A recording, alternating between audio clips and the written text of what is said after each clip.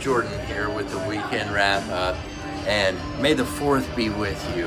I'm told that we've got a band that has traveled from a galaxy far, far away to be here for Punk Rock Night tonight. They're called the 3POs. They're in there fucking jamming out. Let's go check it out.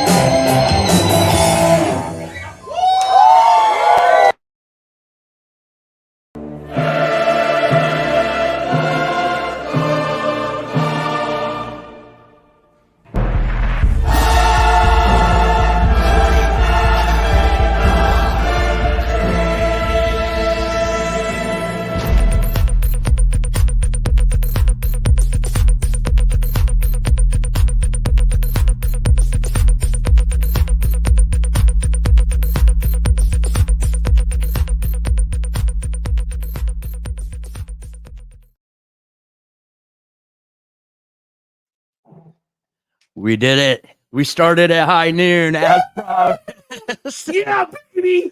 Welcome to the weekend wrap up, the show that we tell you about all the cool shit that just happened over the last week and this last weekend. And then we talk to awesome people. And then we tell you about shows coming up next weekend so you can mark your calendars. We're brought to you by our sponsor, The Button Guy. Shout out to Billy Boswell. And yeah, we had a great time last night celebrating May the 4th, Star Wars, everything Star Wars. So that was a video that we started the show off with the 3POs that played last night at Punk Rock Night. And it was the other bands that played were, the Space Monkey Mafia and Lust Kill and the 3POs, yeah.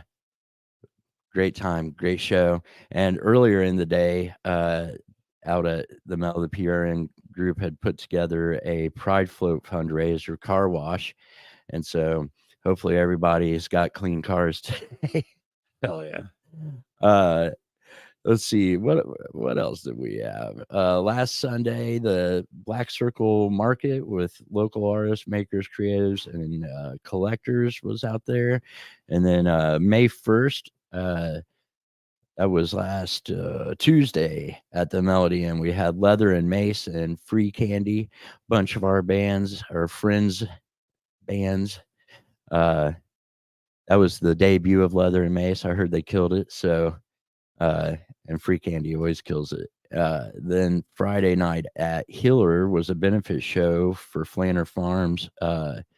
Had Slut Bomb, Black Water Sniper, Rest Assured, Slur, and Goose Flash.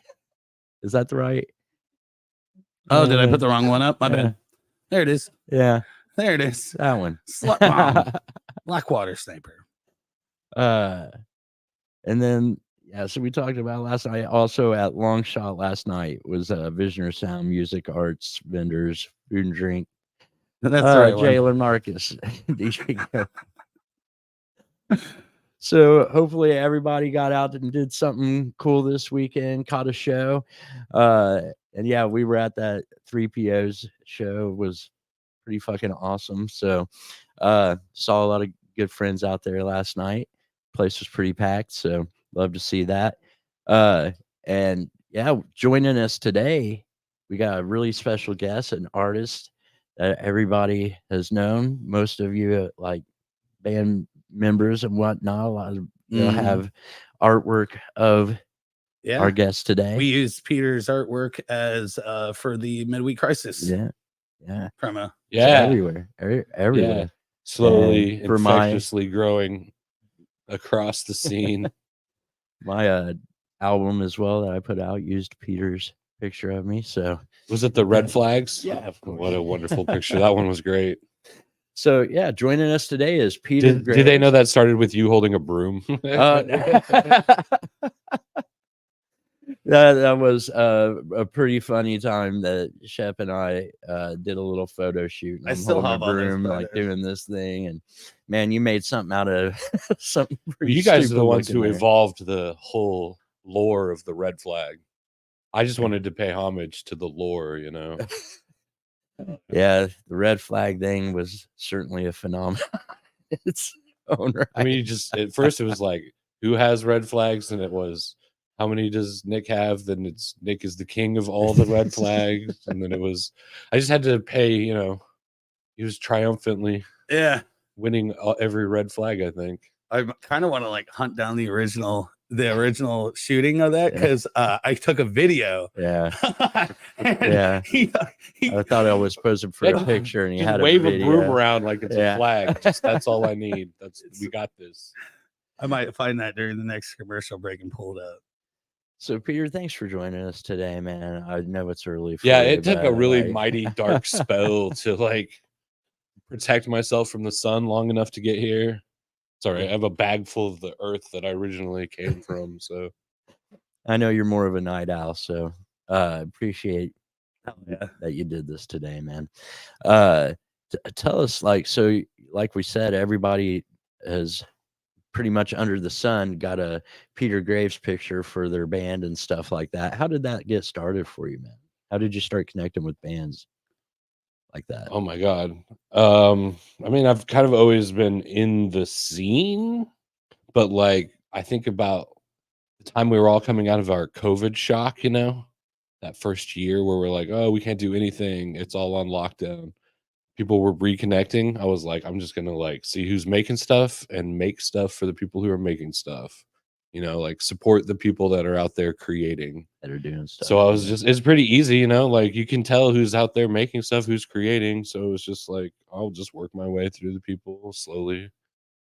Who are some of the favorite ones for you that when you think about like some of the pictures Ooh. that are out there? I only have a favorite for like 7 days and then I hate it. Oh yeah. Yeah. I'm like, I It's love on this. to I the love this. next. And then I'm like, I don't want to look at this anymore. I suck. There's so many things wrong with this. I could have done better. Should have focused more. Yeah. The next one is It's like your 7 favorite, days. Sometimes you can actually tell if you look at my Facebook, like, oh, he went 2 weeks before he made something else. He really liked that one. right? Sat with it for a minute. It's just like I just can't stand it when it gets to a certain point, and I'm just like, I gotta make something. I just have to do better yeah. than the last thing I did. So How when you get that like itch to do something, I know you put out like a lot of like send me something, and what is it that draws your eye to certain things? Like what is it that you look when you're like send me inspiration? What is it that you find inspirational, or is it just kind of dependent on the day? I think when you look at a picture and there's like a suggestion of a story behind the picture, when your mind starts to kind of fill in something, you know what I mean? Like you're just like, that's what sets me off. So I'm just kind of like, okay. So like action, some kind of action. It doesn't even have to be action. There's like an emotion or an expression sometimes that's caught in the picture. That's really what drives me. I notice like a lot of times you try to capture like something from the essence of that person, and kind of it's not. Yeah. I mean, always I mean, there's that's like like something of the heart essence of like the being person, a good you know? portrait artist is like you want to convey not just what you see, but like what you feel when you're interacting with that person. Which is why I refuse to do celebrities or anything like that. I don't feel like I could do it right. I want to do people that I can more interact personal. with personally. Yeah. You put out a book of your my artwork. coffee table book. Yeah. Yeah. Tell us like what got your mind wanting to do that, and then like kind of what was the process of actually making I it used to be a happen? security guard at the art museum when it was the IMA before it became all even extra bougie like it is now. And at the, like gift shop, all the like famous artists had like a coffee table book, and it would be like hundreds of dollars sometimes. So it was like, oh well, I've got like 100, 200 images from what I've done recently, so I'm just gonna put out a bougie coffee table book. And then I threw it out there, and people bought it. So I guess there's coffee tables with that on there. What was the process like of like once you decide like I want to put out a book? How did you actually like make it happen? Because I think a lot of people wouldn't know where to begin to do how to do something like that. So I had a folder of like everything I had made in the last 3 years, and everything that was more page shaped got like pushed on to the next level. And then there was like only like 130 of those. I was like, okay, I'm gonna grab like 30 of these that I hate the most and throw them away. And I was like, boom, 100. Look, a coffee table book. It So was really that easy. I put it together in like 4 days. did you do most of it like online as far as actually like publishing? Yeah, it's all published through like Amazon's direct to print.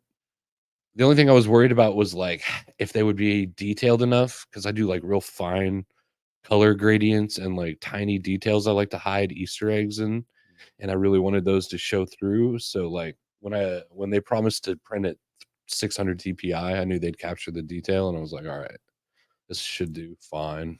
So what did it feel like when you got like the first book hot off, getting that first one in your hands, looking through it? Like, what was that feeling like? I still haven't bought my own copy of my own book. No shit. Hell yeah. Whatever. I can print them the size of a poster anytime I feel like it. So like, what do I care about a book?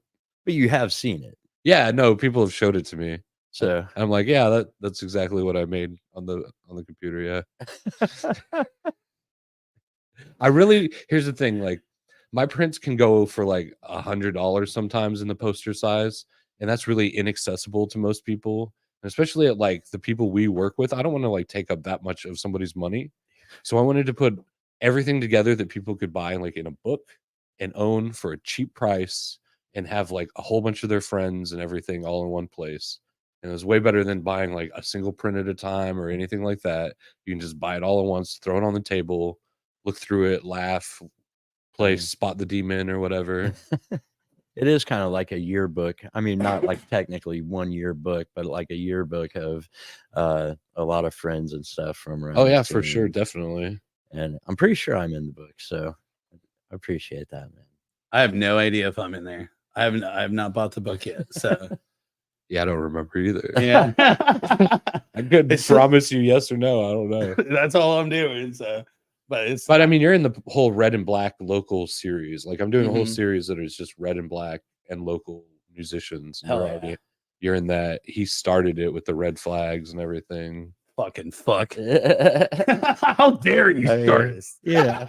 It's so cool though. a fire starter, man. Fire starter. So what got were you trained in art? Like how did you No. get to where you're at today? I was a an artist? graffiti artist. Like I used to draw on walls because I'm a bad person. And besides that, I was self-taught like digitally because no one really had classes because I'm super old. And like Heron was like, graphic design is just for, designing menus for like companies and shit. And I was like, what about using a computer for fine art? And they're like, bah, bah. I was like, okay, I'm gonna have to do this on my own. So I've been actually making digital art for over 25 years, but it's like a slow chug, like to get to where I'm at now. Like no one cared like 15 years ago. You have to like really believe in yourself when you're trying to create your own style, like completely like branch off into your own world. And like if you're not gonna see it through, it'll probably disappear. But like you just have to kind of just keep chugging and believing, and then eventually one day you'll find an audience. Do you think it was as much finding audience or finding your niche, or did those two things kind of coincide? I mean, I really can't tell the difference, right? yeah, I don't know. yeah. Is it a niche or an audience? I Well, don't know. We're all a bunch of just like, oh, I'm assuming 15 years ago, things were probably like your art was probably a little different than it is now. oh yeah, no, there's definitely been like waves of it too. And like I really pushed myself 3 years ago to be like super productive. I did a lot. I don't think I ever did more. I think I did like over 100 pieces in a year, and I was like, "That's crazy. I don't. Why am I? What is going on here?" That's like the most I've ever done. So yes, it comes and goes. I don't think you should. I don't think if you're an artist and you're not feeling it, like I don't think you should force it. Yeah, I'm the same So way. when I'm not feeling it, I just don't do it. Right. Yeah, if I like for me, it's like something kind of pulls at me to get the guitar out and write a song. And if I'm not feeling that pull, I don't like, force Yeah, it because I never because like anything I force. right. Same. Yeah. So it's like you're just wasted energy. Yeah, yeah.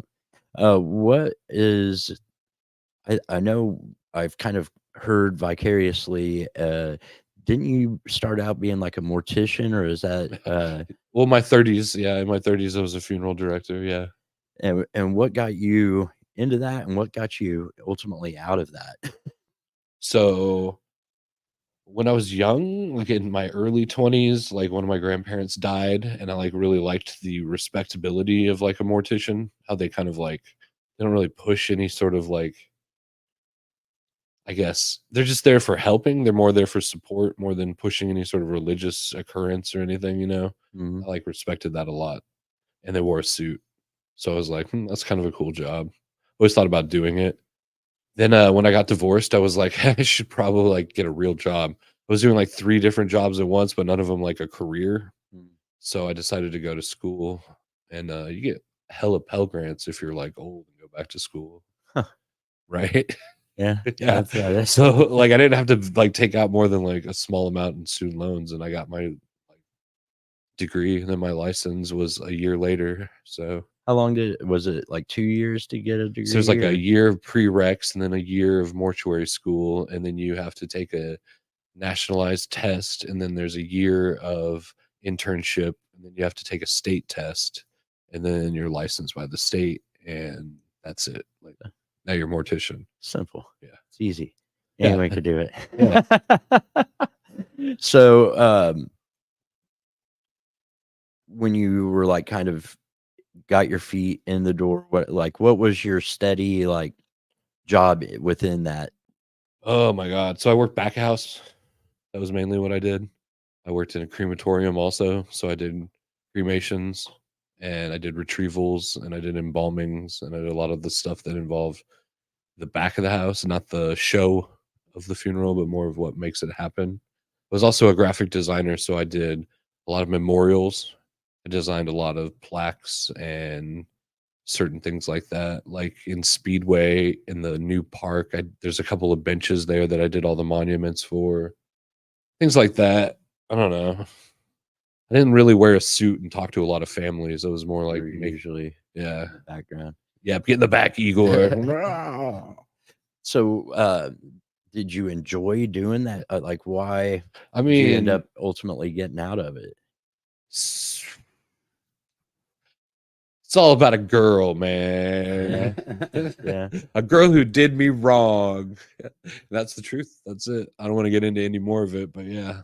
So We had plans to own something that fell through in a mighty spectacular social destructive way, and the career had at like I that had all point, sorts like, of words and things I want to say, but I'm just gonna be like, nope, mama told me if you can't say anything nice, don't say anything at all. so you had walked So away. things were bad and it didn't go on anymore. The end. So you had walked away from it though, based on that situation, essentially. Well, yeah, I and- mean, kind of like I was transitioning, and I was like, I'm just gonna focus on art for a little bit, and then art was really fun, and I haven't got back into funeral directing. Is it something that you consider that you would get back into, I or actually like sent out a resume like a couple days ago yeah? for one of the local places. I went online to see if they were hiring, and then it was like, oh look, they're hiring for every single position. I was Wow. like, oh, that kind of sucks. It's kind of irresponsible of me with a degree to not be even helping out a little bit in the industry. The problem is there was only one place you go to mortuary school in the whole state, and I don't even think that program's active right now. The Huh. program I came from, so So no wonder there's yeah, jobs out there with it's a nobody big to fill 'em. squeeze. And then most of Uh, the people that are running it are like old men that want to retire anyways. So it's just going to be eaten up by more and more corporations. That's what's happening. So like there's kind of the Walmart of It's like behind the scenes, so it'll still have like the family name, Mm. but people will buy them out and then put them into a conglomerate, and then Yeah, Yeah, the way of the world. they'll eat them man. up that way, right? Pretend like it's still such and such family place. But yeah, yeah. yeah. So nowadays, not doing that anymore. What are you delivering pizzas? Is that Oh hell yeah, that's how I pay my bills and can tell people to take a hike when it comes to art. I've heard there's actually like most Like I'm people super hard to don't know hire. like how good of money is in doing that, man. Like yeah, the only thing is you got to be like pretty like good about working on your own car because you're just gonna tear it to crap. So if you're not like good on your own upkeep, like my car right now, I literally in the last 2 weeks had a catastrophic failure. I had to do so. I just me and my car club we did the timing belt, clutch, like everything. We pulled the motor, did everything. And if you're not like capable of doing that, at some point you'll fall out of the game. Yeah, And that's just how too, right too Shep? expensive to That's work the on way it. of the way it goes. Like Yeah. if you can't afford the upkeep on the car, you will probably price yourself out eventually. Or usually someone has an accident that'll take them out, or a Mhm. speeding ticket. A couple of those will take you out of the game. It's hard to find anyone who lasts more than a couple of years in the. Oh, but Yeah. you can always work inside, Peter. Well, I would rather Yeah. fall on a sword than ever work inside. I've made that mistake before where they were going to promote someone I just couldn't stand to be a manager, and I was like, fine, I'll be the man. I'll take the man. No, you'll never get me again.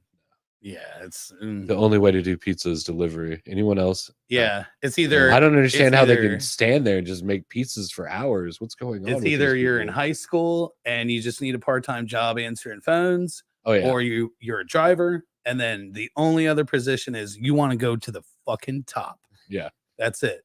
So if you don't want to go to the top, You want to be and Papa you don't, John. and you're not in high school, I gotcha. you're a driver. Yeah. Yeah. The third option is basically like, nah, dude. That's about all we have nowadays is like different levels of managers and then drivers.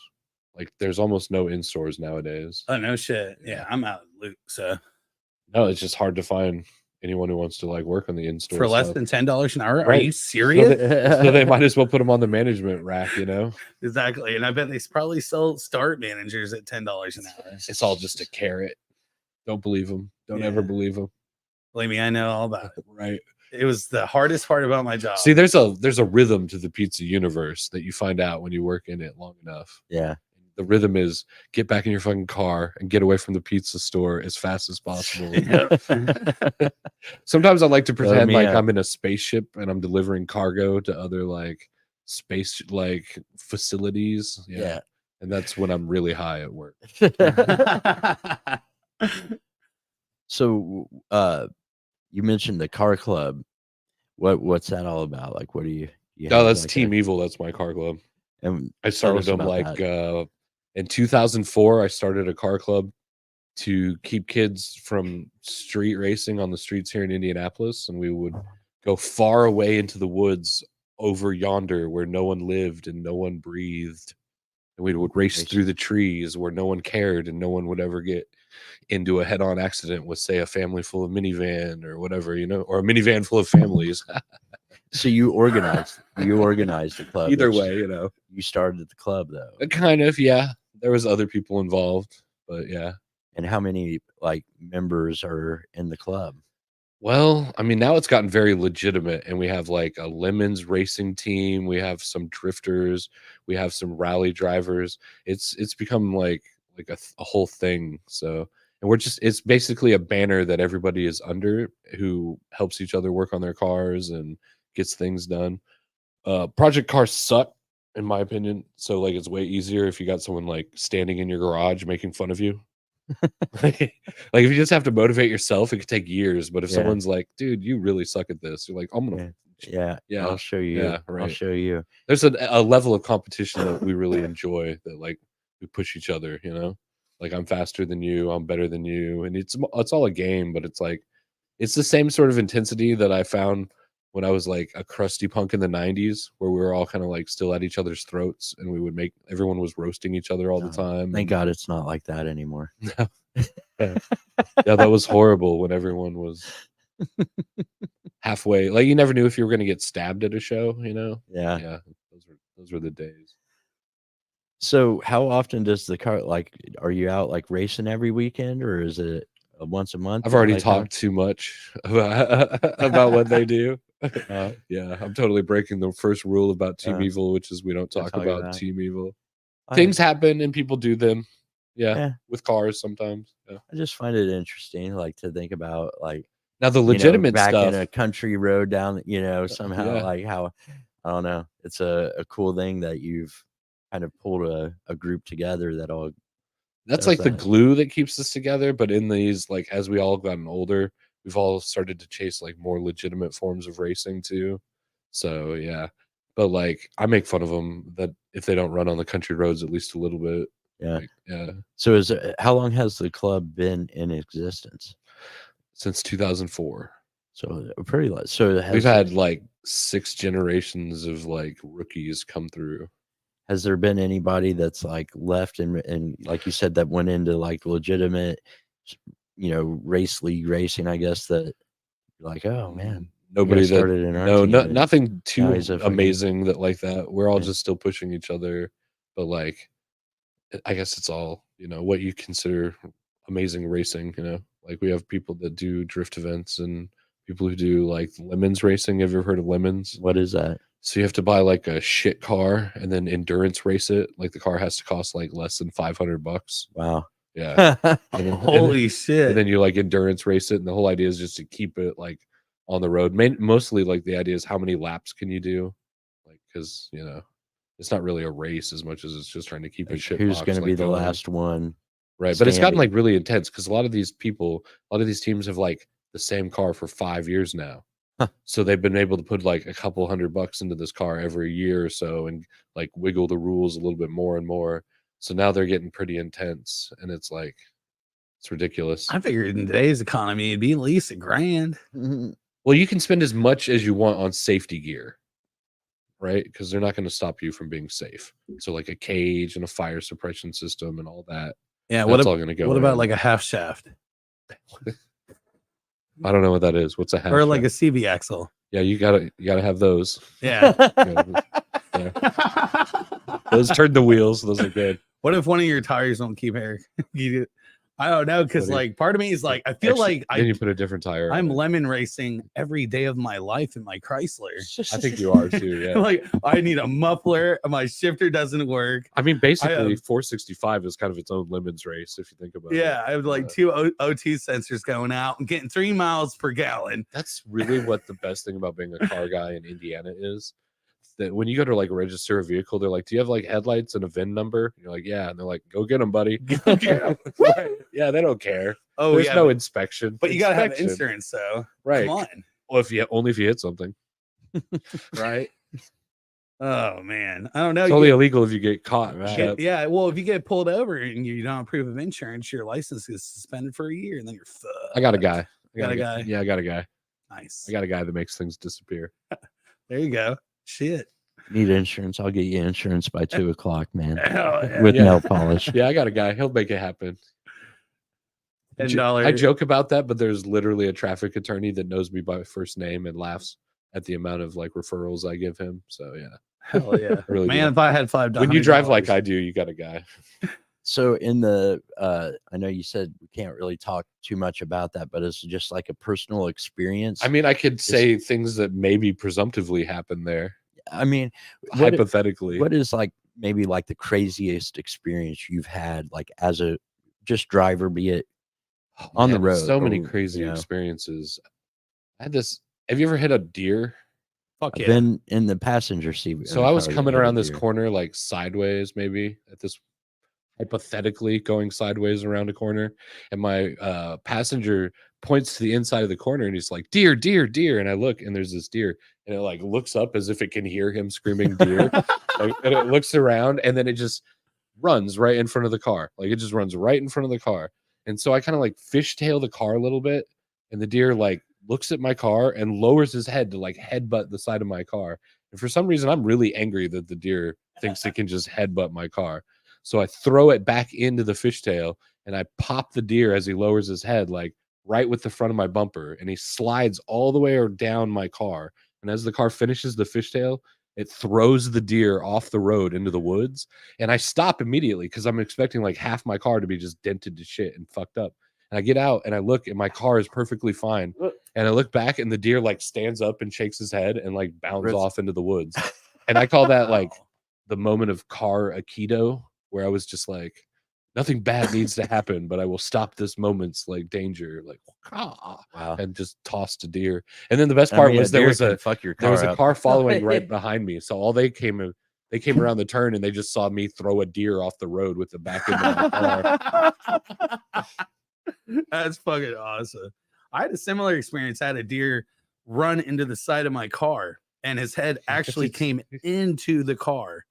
But oh yeah, no, that when the deer was going down the side of my car, like he was pressed against the window so tightly, I could see like the muscle moving under the fur, and I was like, "Oh, my car is definitely fucked.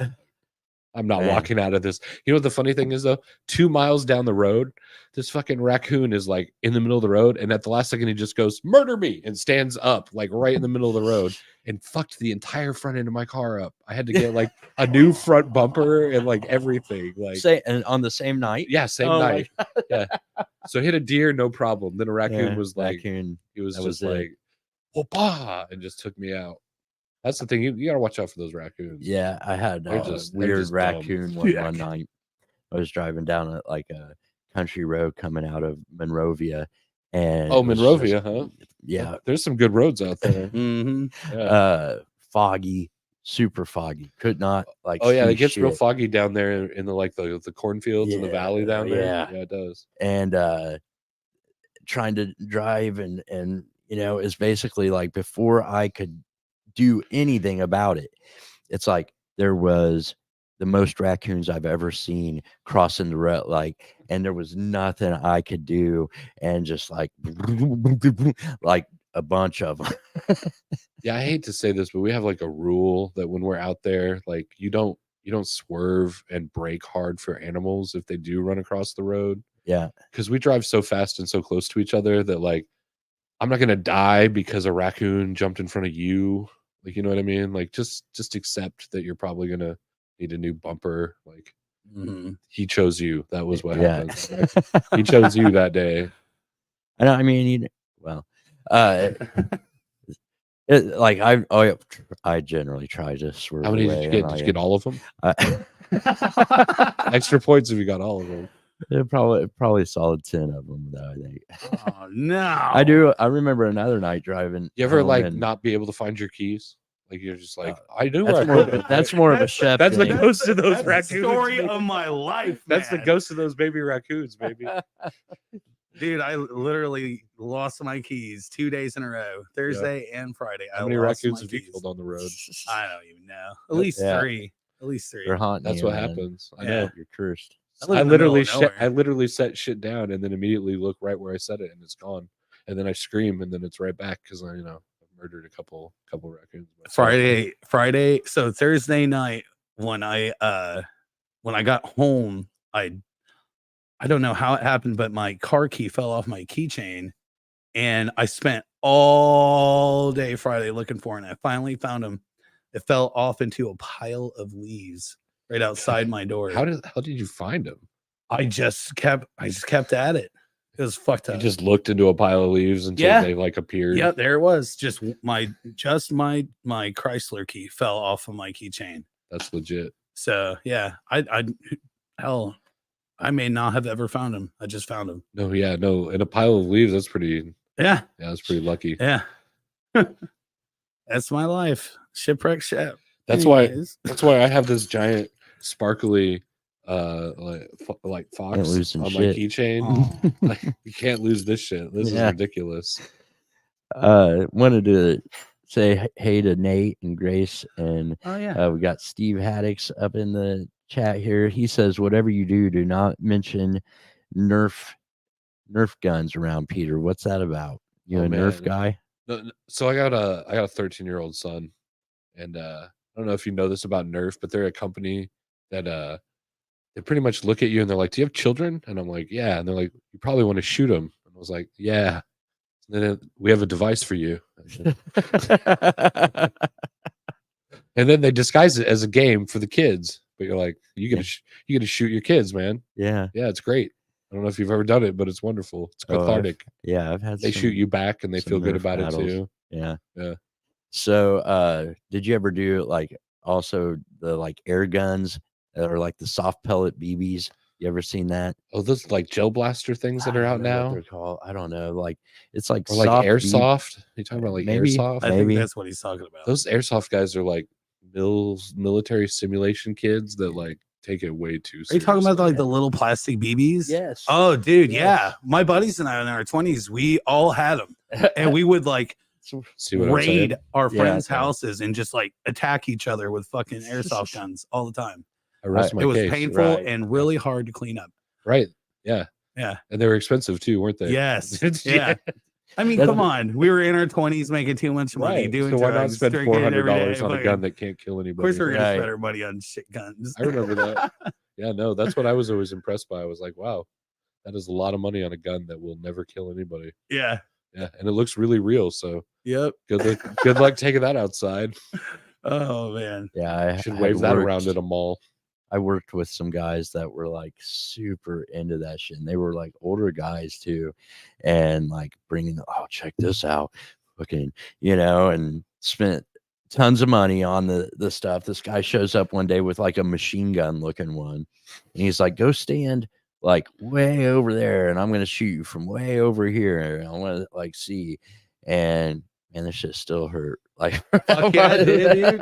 See, Nerf is way more Gandhi than that. Nerf Yeah. is like, what if it was just foam and you kind of barely Yeah. felt it? What if it sense. didn't hurt at all? What if it didn't? Yeah. Yeah. What if it was just like annoying? What if someone could shoot you annoyingly in the face over and over again? It makes me think of also like, did you Super ever watch sucker. American Gladiators? Yeah, I Man, remember that shit in the 80s. Wasn't that the man. shit when like I love that like Remember Have you at watched the the end they would have to documentary? like run to different Oh, stations dude, and like fire right. things. at it the was like American- kind of Nerf like shit Yeah, that it they was were kinda like like- actually shooting at each other kind What of was thing. that about? Those were the most like statuesque men, but they were not good. Yeah, No, like they were bodybuilders. They were not right. really athletes. It was all show. some like they would always have like this guy's a high school or was a college football athlete, like running back, and he'd come in and like juke, and the guy would just like fall on his face. Oh, that on was his that was muscles. Nitro.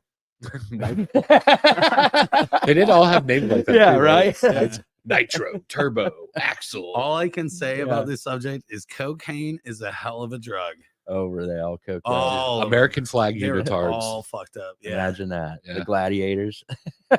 This segment brought to you by American flag unitards. And it was like Right. crazy. You guys need to watch the documentary about that shit. It's Huh. crazy. I can't About believe American that. Gladiators. Yeah, it's fucking wild. Was there a And it lot was- of cocaine being done in the backstage there? There's a lot of drugs, and it was super competitive, and people were like intentionally trying to hurt people to get them out of because Yeah, whatever. you know, Yeah, it was it's actually dog eat dog world in the Yeah. gladiator yes, arena. it's good shit. I think it's The on gladiator Amazon. arena. You check that shit out. It's fucked up. I can't believe that I used to watch it. It's like wow, to know what was going on behind the scenes now. It's like whoa, check that Yeah. shit out. And by the way, we are not sponsored or sponsor Amazon. Like, just saying. But But if you if want we could to, get American Gladiators as out. a sponsor, or American flag unitards, yeah, we'll take those too. We need 3. What those is two it? things I can need the largest one you've got. Shep. probably A the smallest medium, one. Probably a Yeah. medium. What was that? I'm sorry. We're trying to get free unitards out of this. Do I have it a unitard? No, we know you don't. No, Oh, You need no one. way. No, No way. There's no way you have an American flag unitard. No way. No, Yeah. no way. I think my favorite one on the Gladiators was when they would be in the ball, like and have to Yeah, push like the it, and, giant like, sit on hamster the ball. pod. Yeah, Oh, then they Oh, would it's- come and try to knock them off. yeah, yeah. Marvin chimed in. He wants to know who this guy is. Who Who? is this guy? Which guy, Peter? Peter. I don't know who This that is guy Peter is. Graves. Everybody knows Artist. who Peter is. I woke up today and I was like, I gotta talk to people and pretend like I'm alive. Am I coming off like alive? Do I appear? Very lively. Yeah. very lifelike. Yes. Awesome. Katie Route Pro chimed in says, "Deer, raccoons, guns. What else is pressing?" Shoot. What else? Gone shooting. Go shooting. This is Indiana. These are the important things. We're covering the important things here in Indiana. Oh fuck! I think it's about time for a commercial break. Let's Let's go to break roll with that. and- Thanks everybody for chiming in. Here's a quick shout from our sponsor, The Button Guy, featuring music from local hardcore act Third Rail. Awesome.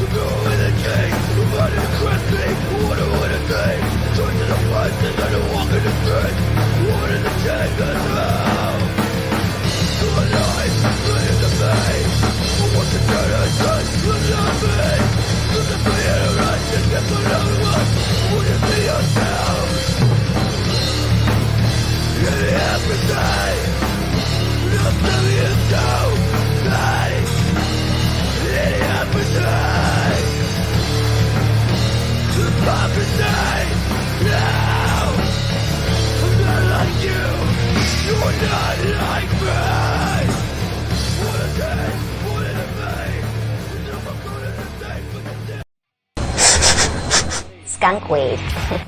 Wanna hit? I'm not. Are you sure?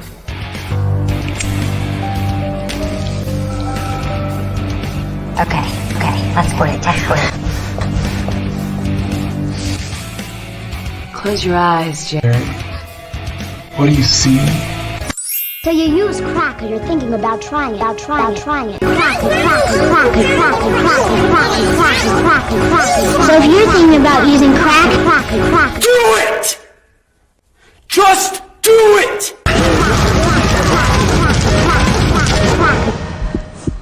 Nothing unusual.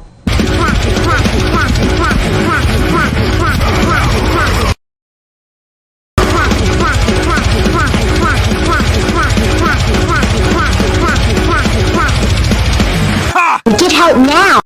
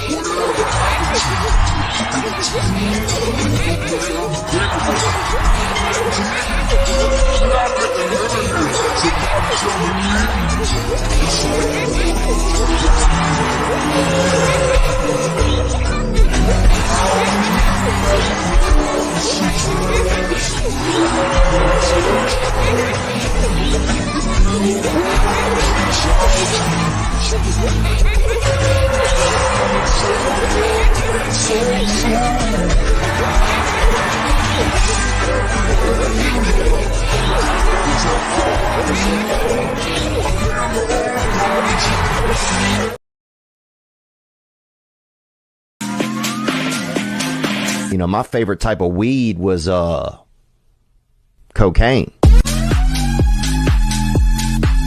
Cocaine. Cocaine. Cocaine. Cocaine. Cocaine. You son of a biscuit-eating bulldog with the French toast. I wouldn't find out about your little doo-doo head cootie queen. Are you calling a cootie queen, you lit? Oh, you kumquat! You're still overreacting when I put your convertible into a wood chipper, stinking extinct face. You hobo. Cocaine. Cocaine. Cocaine. Cocaine. Cocaine.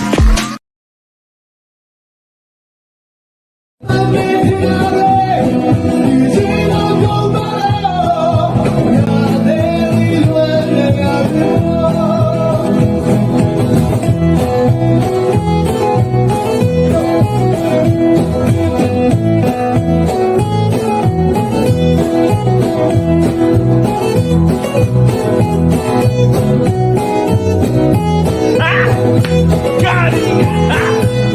Got it! Fuck you, Finch. You didn't eat shit, okay? You didn't prance around here like a ballerina for the whole week. Oh, wedding this, suck my ass that. I'm special, you're special, we're all just a bunch of special fuckers, aren't we? Well, you know what? I'm gonna get laid, Finch fucker, and it's gonna be oh so good. It's gonna be like, you like this shit, mama? And she's gonna be like, fucking right, doggy, give it to me. Suck on my nipples like you're milking a cow. Like, wow, wow, wow. You been here long?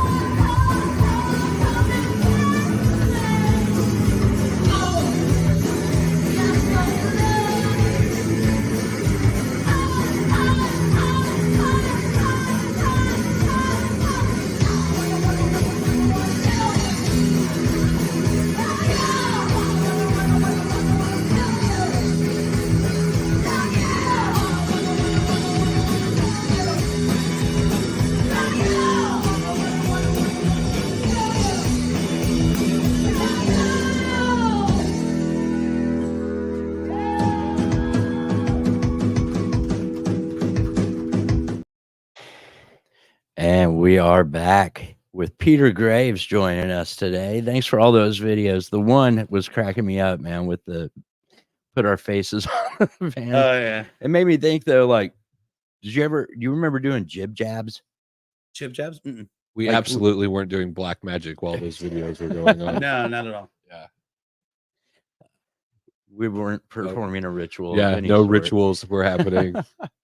You don't remember jib jabs, man? Like the where you put your face and it would be like people dancing or something, like kind of Oh yeah, I cartoony, remember. I never made little them that. videos. I feel like we had made one for Oh, that's back then right. it was the Fiber, orange. Yeah, like something that was like at the very beginning. Yeah, pretty close. Yeah. yeah. Well, Yeah. I don't want to say beginning. Conan O'Brien was doing it long before everybody else. So Well, no, you're talking about the little where you just put your mouth in. yeah, I'm talking about like the things that you would like, it would crop your face out. Oh, yeah. And then it would be like you could put you and like 2 or 3 other people in a The- little thing where it would be like on the dancing dancing bodies elves and shit. during Yes. Christmas. Yes. where Yes. it's like, all that. You don't know about that, Peter? That was I have never no in idea there? what you're talking about at all. Yeah, I remember. We need to like get that. Start putting those on. Like just make music videos Yes. of people dancing to local artists' music. I bet it's still a fucking thing, man. I bet with jib jab is Hell still yeah. out there. Peter, we're talking about your art, man. Who like and were there artists that inspired you to? For sure. making Yeah, art? definitely. Who were some of your favorites? Oh. Yeah. So a lot of early punk rock flyers were like one color, you know, because like copying was like super cheap. And when you're like making art, you get this weird effect of like the one color flyer effect, you know, where it breaks down basically an image to the most simplest form, you know. That really was a part of it, right? And then like comic books, especially like Wolverine comics, were a huge thing for me as a kid. And then I got into like I remember renting Akira from Blockbuster and getting into like real early like 80s, 90s anime. And I kind of wanted to like be able to sandwich like all of that together to like have something that was like all the aspects of what I liked in like one image. And then I also work like super instinctually where I try not to think about what I'm doing as part of my process. Mhm. So I listen to the music of the people that I'm working on a lot of the times when I'm doing a portrait of like a musician. So that influences like the edginess a lot. So I try to bring maybe the tempo of punk rock into sort of the staticness of the image, if that makes sense. So what had brought you into like punk rock and like even Okay, so like seeing like those flyers and stuff? Like, what the was way I your- got into punk rock was I used to like to skateboard with all the cool kids when I lived in Colorado, and we would smoke cigarettes underneath this bridge in the neighborhood and like skateboard around. And then when I moved to Indianapolis from Denver. I went to Broad Ripple, and like I was ditching school one day and I saw these crusty punks walk by, and I was like, those are my people. Like these are the punks here, I guess, right?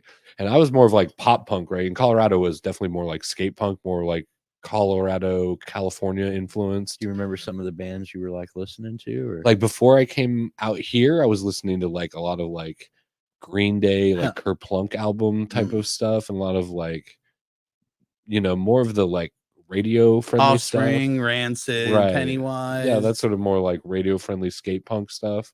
And then when I came out here, like those crusty punks were like living on the streets in Broad Ripple, and like we would all meet up on the bridge every day and like find enough money to get like a 40 and then just be a total nuisance to Broad Ripple for like the rest of the night.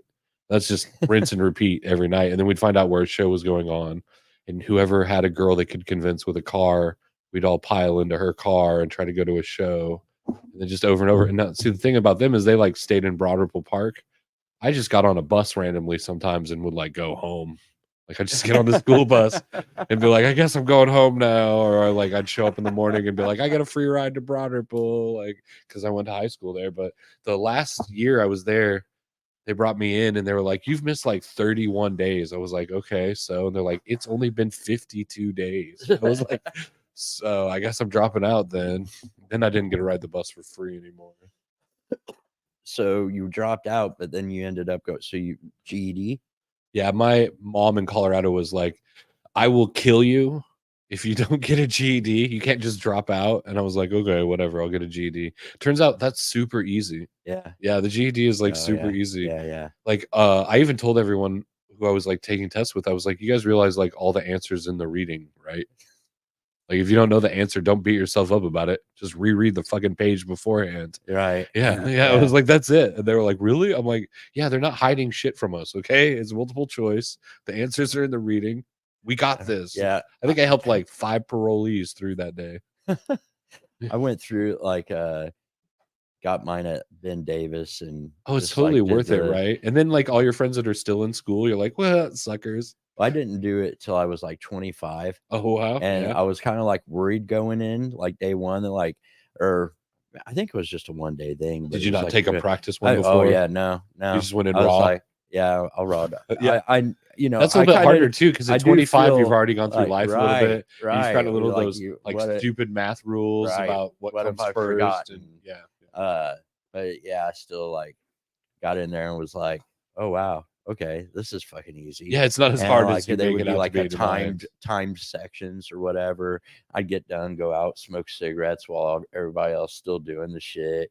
Came back, like fucking, scored really high on it.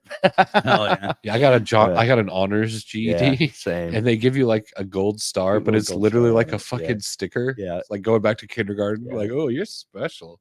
You're extra special. You're dumb, but you're special dumb. Here's your gold star. Here's your gold star. Yay! And then they're like, you should go to college. That's what they told me. And I was like, oh yeah, are you paying for it? They're like, no. I was like, oh, looks like I'm not going Right. to college. Nobody even said that to me. My student counselor at high school was like, yeah, you don't need to go to college, dude. Because I either skipped a lot or was just sick during my senior year. So I don't think anybody should go to college unless they specifically need it to get the job that they treasure. Like if you really want to do this job and it requires you to get the degree, more power to you. But don't go to college to find yourself. That's like a great way to fall into debt, right? And Exactly. have no purpose in life for a while. Yeah, my counselor was like, you do not need to go to college. And I was offered a GM position at the Beach Grove Domino's. As soon as I graduated, I was the key holder. I was the guy. So I was like, fuck it. I'm going to go to I'm gonna go work for Domino's, and I was hood rich. You're getting that sexy pizza money. Well, my Yeah. well, my siblings were all paying college tuition through our 20s and 30s. I was living the dream, and I've got nothing to show for it except for a bunch of awesome fucking memories. So, yeah, and I graduated honor roll with fucking core 40 and all that bullshit. I could have went to any stupid college I wanted to, but Yeah, I you could've wanted been to a make contender. pizza. Yeah, you did, man. I was all about it. Pizza's Pizza a better life life draws skill. you in, and it's Pizza's a once you better get you life sucked skill. in, It All that is. shit. It was cool. It lasted a while. yeah, Yeah, made a run of it. all that money, dude. Sometimes I still picture you eventually going back. to No, it. oh no, you If I'm know that being you honest. want me. Oh, I have earmuffs. Yeah, I couldn't cover my ears. Fuck It's just- that. it's in your blood, man. No, no bullish speedball over here. I'm not going back to pizza. So Although I love them. You mentioned coming from once you get out, you got to stay away from the game, or else it'll Yes. suck you Yeah. right back. That's what it's like. Not Yeah. even. That not I even get like that. offers too. He even glances at it sideways. He'll be Right. right back in Yeah. the game. He's got to keep well clear. No more. Right? He could wake up 5 years from now needing dough, just like what the fuck happened. he's got to be ever vigilant. I'm You still good. carry your chip, like My what? your like chip. I don't know. Like I was thinking, just 4 trying to years do out an of eight- pizza? Yeah, Yeah. 4 years out of pizza. Oh, yeah. He's going for the gold chip. He needs that Right. 5-year chip. Mm. I haven't sauced a dough in 5 years. Oh, thank God. I do every once in a while. I get that feeling where I'm like, oh, I really want to make a pizza so bad. And Go show get a these, Chef Boy. show these RD kit. motherfuckers how it's done. That's Go the get a problem Chef though. When you Boyardee have kit. access to like throwing the dough and just doing whatever you want with it, sometimes you come up with this really bizarre. Like I'm like, somebody send someone out for salsa. We're doing this. Hell yeah. I used to take that habanero sauce and then take the jalapeno cheese sauce and make that the bottom layer. Oh Dude, man. salsa plus cheddar cheese plus chicken on a deep dish pizza will take you to a different level, man. There you go. And you know what? That attitude has led. Like yesterday for the boys, I made tacos for Kane and Thorne. And first, I cooked the meat, and then I added about 2 ounces of honey, okay, and let that simmer for a while. And then I put some extra paprika, and then I put basic taco seasoning in. And then once that was all like nice and cooked, I fucking put the cheese on top and let it melt, turned off the heat, and then I cut it and I put it in a soft taco with cheese and sour cream already there. And it's just fucking, it was magic. This has been imaginary cooking with Shep. Yeah. I can almost mean, taste it too, right? I can We make a should start real. doing like I really wish he had a plate Oh, of these already made tacos to like pull yeah. out there. And this is what they're like when they're done. Yeah. Yeah. God damn it. But Shep. that kind of behavior comes from working in a pizza store 90 hours a week and never having anybody to talk to, and tired of eating the same shit all the time. Oh yeah, no. I'm glad you survived that. I don't know. I still talk to myself quite a bit. I mean, that's how they came up with garlic knots. No, you don't understand the dance I with was the just devil saying. that this man was doing at that stage. If they had him at the 90 hours work week, like full on running the store, there's only 2 ways to go. You got to get out of the game, or you end up doing blow off a hooker's ass inside of the walk-in. I want you to imagine this, okay? I'm at the back sink. I've got a strainer and I've got a bag of jalapenos, okay? And I'm like sitting there. I'm like, okay, today you are not going to get on my fucking hands, okay? And I'm sitting there cutting the bag and I accidentally cut it the wrong way and it starts spilling out and then it's on my hands. I'm like, God damn it, I told you. You know, I'm like sitting there talking to a bag of jalapenos like it's a fucking human being. Man. That is what it's like working in a pizza store. And then the jalapenos talked back. Yeah, when Oh, they talked. man. What No, did they never say? talk back. Why are you dropping We got it, you Shep? again. Shep, we're on the floor, Shep. Why are you putting us on the floor, Shep? Pick us up. You're losing profit, Shep. Yeah. Every one of us is 5 cents, Shep. It adds up, You're Shep. not gonna make bonus, You're Shep. not gonna run your food, Your Shep. numbers are dropping. Yeah, fuck that life, man. I love my job. No, always just don't get out of the car. That's the rule about pizza. Yep. Don't get out of the car. Unless you're trying to go to the top. Yeah, but then I you think gotta the like point go is, like a rocket. Don't go to the top. Yeah. I think It's that's the whole dangerous point. once you get to the top too. Yeah. So I don't know why they even chase it. There's only one way to the top. Though. If you want to rock and roll. Yeah, Make it's pizzas. rock and roll. It's Pizzas and really rock and fucking roll. fast. That Sloppy Seconds song though is the bomb, right? 15 minutes or it's free. Oh my Mhm. god, Oh, yeah. that's a dope song. Just heard that song recently, actually. Oh. Yeah. So when you're not making art or delivering pizzas or doing your car club, what other kind of shit are you into, man? Oh, and then I have kids. Like that's it. Every Spending once in time a with while, the every kids. once in a while, I try to be social, Yeah. and then trying to Every do all once of in a that great as a while. life is like pretty hard. Like getting it all together is like I'm not good at it. I'm not gonna, Yeah. I'm not gonna say I'm good at it or organized in any way whatsoever. But like I try to do all that. Day by day. Yeah, I wake up sometimes and I'm like, what horrible shit will I get into today? But normally it's already prescribed. Like, oh, I'm probably going to go to work, Yeah. or I'm probably going to go see my kids, or randomly, it's like I guess I'll be social. And what And then I immediately just drag myself to the Mel. That's the only way it works, right? Like, I don't go anywhere else. I'm just like, it's social time. I guess I'll go to the Go- Mel yeah. because that's where social happens, that's where it happens. right? Smoker's garden.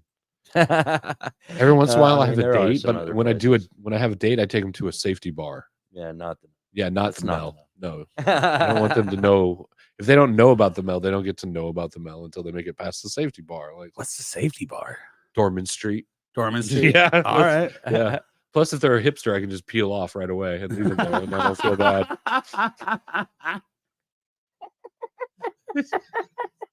You know what's up. It's true.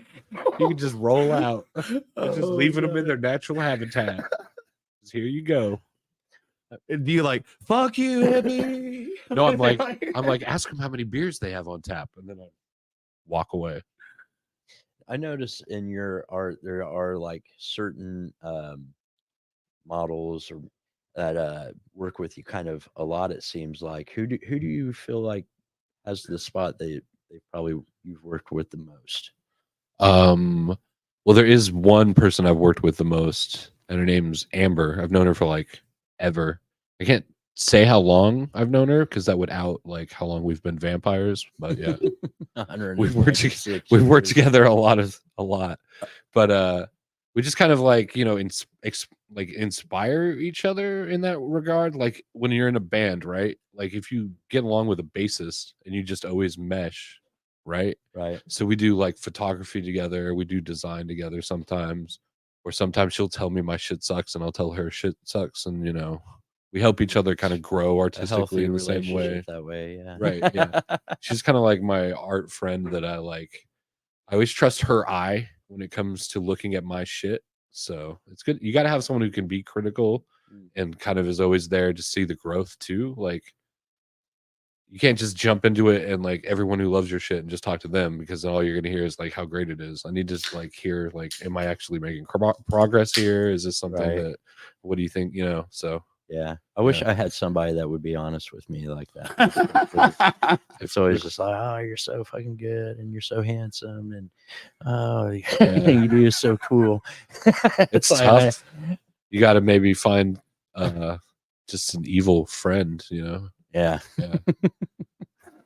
Evil. You got to keep evil people in stock, man. I don't know why everyone's like, they're all trying to have like happy, huggy friends that are all getting along all the time. And that really discounts the evil friend. Like the evil friend's there for you. Right. Right. Like your car's about to get towed. Oh, hell no. Like I'm going to take care of that shit. Like it's helpful, right? I think so. Sometimes you spread more light by spreading darkness. I definitely think that like I have I'm gonna quote you on that. people That's quotable. Write that down. Sorry. steal it. No, I think it's a good quote. It's definitely good though when you have somebody saying like maybe like get out of your box a little bit or something Right. like that. That's why I have Facebook. That way I can get messages from people telling me what they think I should do with stuff. But yeah, like some of the models I work with, I call muses because they do their own photography or they do like selfies, and we can work together in such a way as I'll be like, I'm kind of inspired and I'm going for this, or I'm looking for this sort of thing, and I'll just shotgun it out to a couple of them, and then one of them will come back with like the photo I'm looking for, and I'll be like, you nailed it, and then we go forward and we do that. So like, because some of my art, it's what I want to express more directly, and it's not about the portrait. It's more about like what I want to express. So I want to work with them more directly, and then like some people I just want to work with. So I want them to sort of pick out their vibe, and I'll work with that. You know. But yeah, so some people we work more together. Yeah. It's like a cycle. I don't like to work with the same face over and over again. I don't think my audience wants to see the same person's face over and over again. So Sure. I try to have a group of people I can tap that I'll like be creative with. Do you feel like it's gotten relatively easy for you to keep the momentum going, like the art going? Like, do you have like a pretty good rhythm, do you feel like, to Like I have a process that I can kind of just like switch on whenever I feel like it and make it happen. But if I have like any stress in my life that's like really bothering me, that switch does not fucking work. Like Yeah. it just doesn't work. Like my car like broke down and I had to do a bunch of shit to work on the car. The car got all my momentum. Like there wasn't really time to do art. Sure. And then like after I got that shit all ironed out, like I dropped a piece this morning that I did of somebody, you know. So that happens. When I'm not stressed, I'll let it flow, but like I'm not gonna, like we said, I'm not gonna push it if it's not there. Then you just make shit. I don't need to make shit. What do you feel is like the most rewarding experience you've had as an artist? Is there something that I like when I make a stands out? portrait and somebody gets super happy and they're like, bingo, that's me. Like when they like, oh my God, you totally nailed it. That's who I am. That's me. Like that's like the best feeling. So have you like had where you've shown art or, you know, done like booths So or like anything like that? I'm a real to big where- fan of Banksy. I hate him as an artist, and I hate like how generic his stencil work is. But I really like the fact that nobody knows who the fuck he is. I'm like, I like the intrigue involved there. So I believe in a form of exclusivity should be like as an artist practiced. I don't think we should be like whores to the dollar. I think you should curate who you work with and what you do in all forms of art. So I guess that's what I learned from him, is that I'd rather take time and be careful with how I present it and who I work with. To, you know, does that Yeah. make sense? So is that kind of playing into like a making art for art's sake kind of thing versus a Yeah. thought of commercialization? Yeah, or- like I don't care if you buy my shit ever. yeah. Like I hope you don't. Like don't buy my shit. Don't do it. I definitely Don't try to hire me. I'm a horrible person. I have the like kind of internal conflict with those two sides of Oh yeah, no, the it's way coin. harder with like musicians, right? Because you want to reach an audience for sure, right. but it's like, do you want to borrow another sound to reach those people, or like do you stay true to your sound and just hope they come around? Or like, oh my God, I couldn't imagine. Well, sometimes for me it's like the it just feels so whorish. You're Very like whorish, yeah. promoting what you're doing and whatnot. you know? Self-promotion is a hard thing to do, right? Yeah. Yeah. And sometimes it's just like I hate that, like, look at me, look what I can do. Yeah. Like I've gotten to the point where I've almost cut everything chopped liver out of my Facebook feed. Like I shared that picture yesterday. It was the first time I shared a chopped liver photo on my page in a month.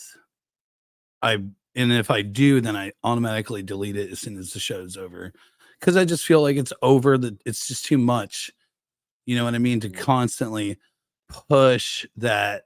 You know, it just seems, I don't know. yeah. It's just me, like, and I'll probably get back to it where I'm like all up in people's asses, like, you know, watch Southbound Beretta, come on the podcast, come make a reel and all that stuff. But it's just like, I just don't want to be over the top. And that's something that I deal with constantly. I just don't want to like flood people with like, Right. look at, Yeah. and just let the chopped liver page handle it. And, you know, but I don't know, self-promotion, it is, it does feel icky, you know. Yeah. It feels a little icky at times, so that's why I try to be as absurd and ridiculous as I can. Yeah, I found a workaround on that. Yeah. Yeah. Just live an incredibly shallow life where all I care about is my art, and I don't care if you get to know me as a human being in any form. So yeah, I just focus on that. Yeah. Right on. Oh, yeah. Yeah. It works really great. Like I don't care. I don't care if anybody gets to know me. Yeah. No. I worked really hard to create this mask. I hope you like it. Well, I think for being in a band, it's like the key thing is getting people out to the shows.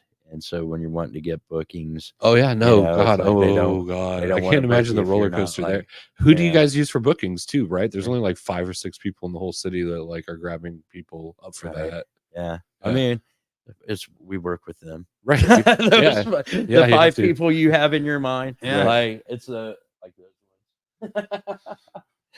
Luckily though, I mean, we've built some. So how do you decent guys know when you get to relationships like the where next it's- level as a musician? I'll let you know when we get there. Right. What next level? I don't know. I mean, I guess just wanna going party and from have Like, fun. how do you judge? How do you opening, judge if you're getting opening better at more what you're often doing? or not than to being a headliner? I don't know.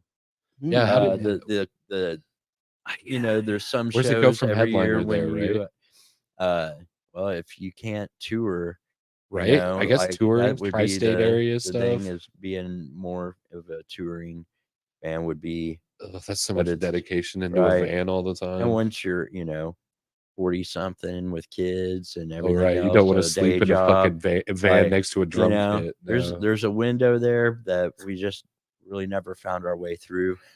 I think at the time in our lives where we maybe could have jumped in the van. But like if you We write were a song, managing pizza stores and Yeah. Yeah. like but if you write a Dude. song and the crowd's like bumping to it and like Yeah. people are yelling out the words to the song, Yeah. like that's got to be it, right? That's it. I mean, that's That's all. That's dude, the that- high, right? that's when you're at this point, that's what it's about. Yeah. Is Because then you've the connected. You know, you've gratification connected. of the connection at the shows. Yeah, and I don't stuff get like that with my audience. I don't get to see them interact with the art at all. well, Like I publish it and then it's just like set free. Okay. So people could be on the other end just like, oh, what the fuck? I don't know. I don't know what they're doing on the other side of that shit. I loved your art that you made of me so much that I integrated it with my with the Midweek Crisis show.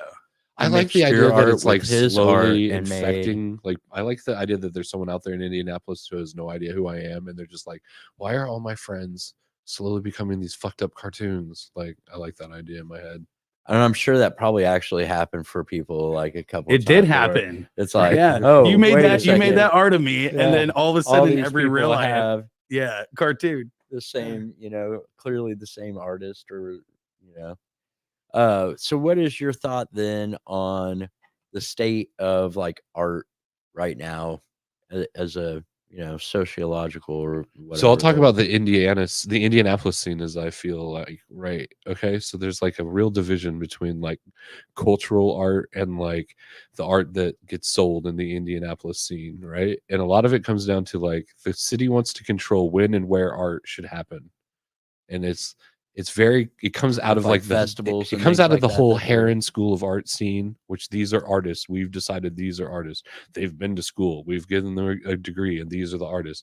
And then those would be the only people that got galleries, and those are the people that only got showings, and blah blah blah. There's no organic art scene besides like at more of a like local level.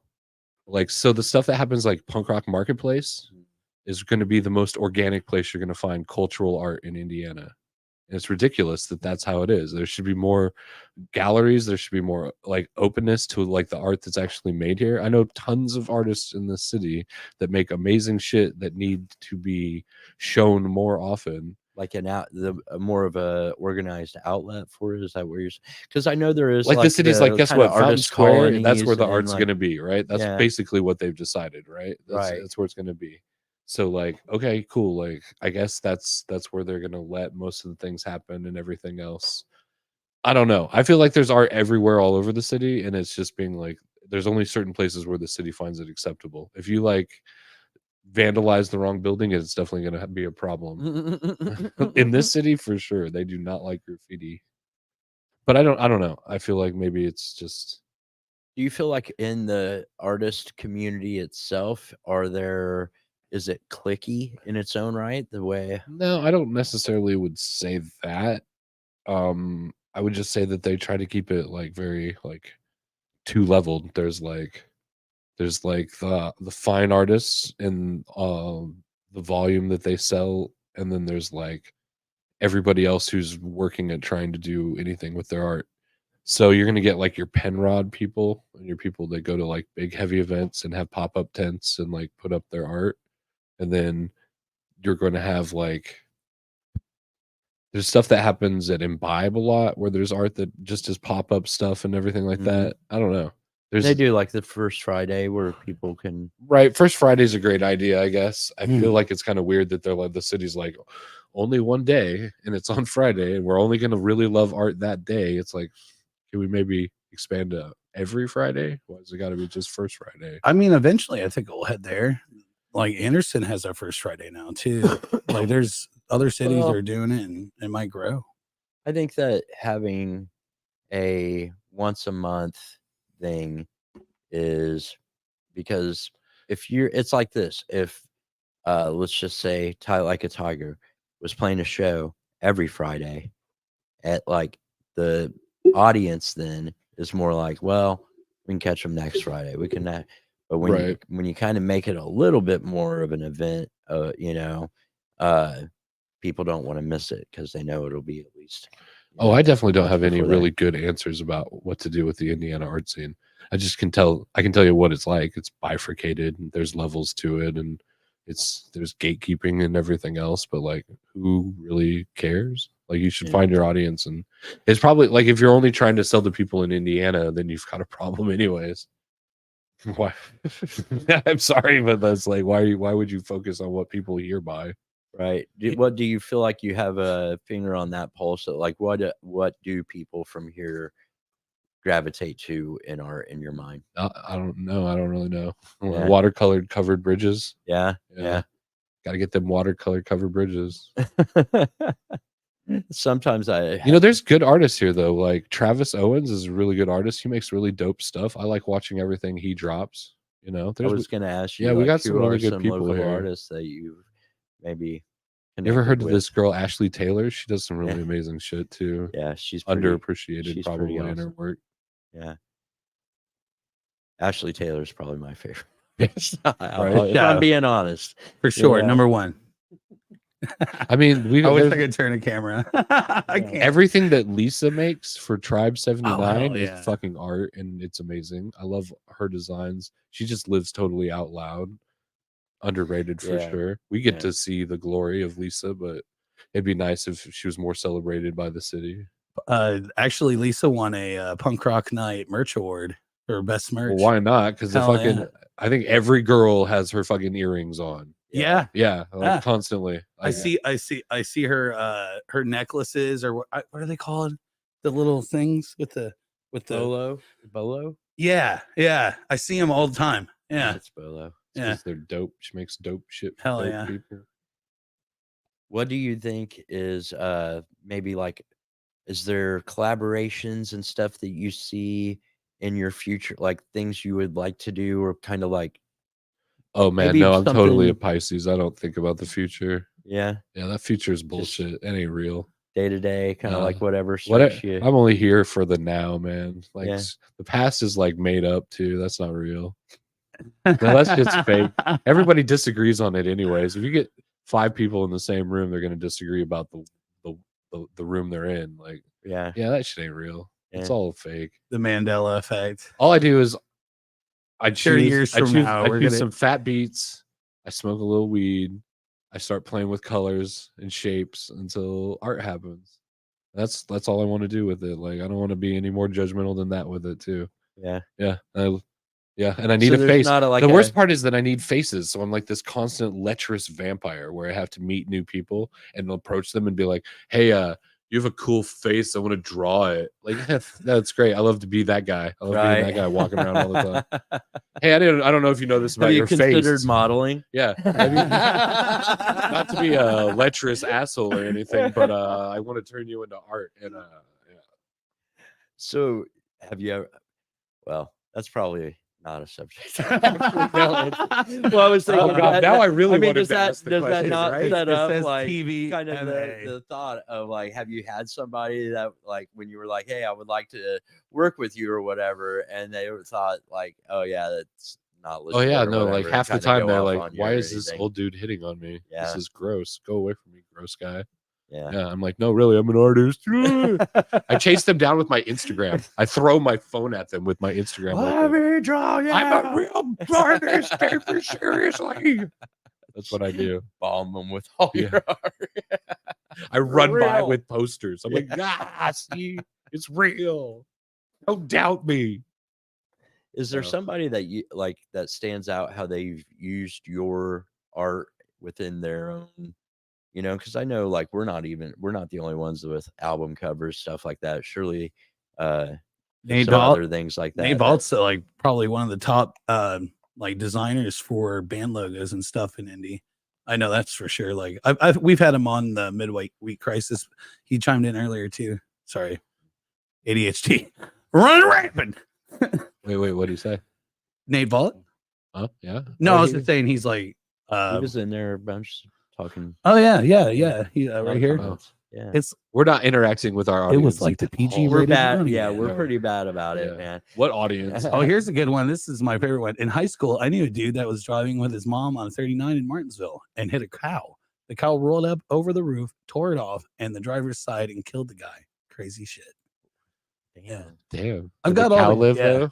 I got all the oh And yeah. now that story is so far beyond the Yeah, context. right. that And he also associates it said- with anything. He also said you're Han Solo, by the way. Han Solo. Han Solo. Han Solo. Han Solo. Yeah, I shoot first. That could be taken so many ways. Oh no. Shut up. I see some other It's all like right. what, Dude, yeah. what else we got? Oh my in God, here, there's- man? There's a lot The of button comments guy there. has done several for me. Top notch Yeah. stuff. Fuck yeah. Yeah, everybody You should go buy into his any- buttons. Yeah, if you're going to anybody but the button. Hey, yes, What exactly? perfection. That commercial break really had me questioning what's exactly led to my sanity. Yeah. Which means We it's did. working. Yeah. Hell him. yeah. Got Got him. Got his ass. That's what we're doing. Ultimately, it's about confusion, creating confusion and chaos. Wait, are you saying I should do crack or I shouldn't do crack? Right. I'm so Yes. confused. The answer is always yes. Say yes to opportunity. Right. That's the first thing you teach you in improv.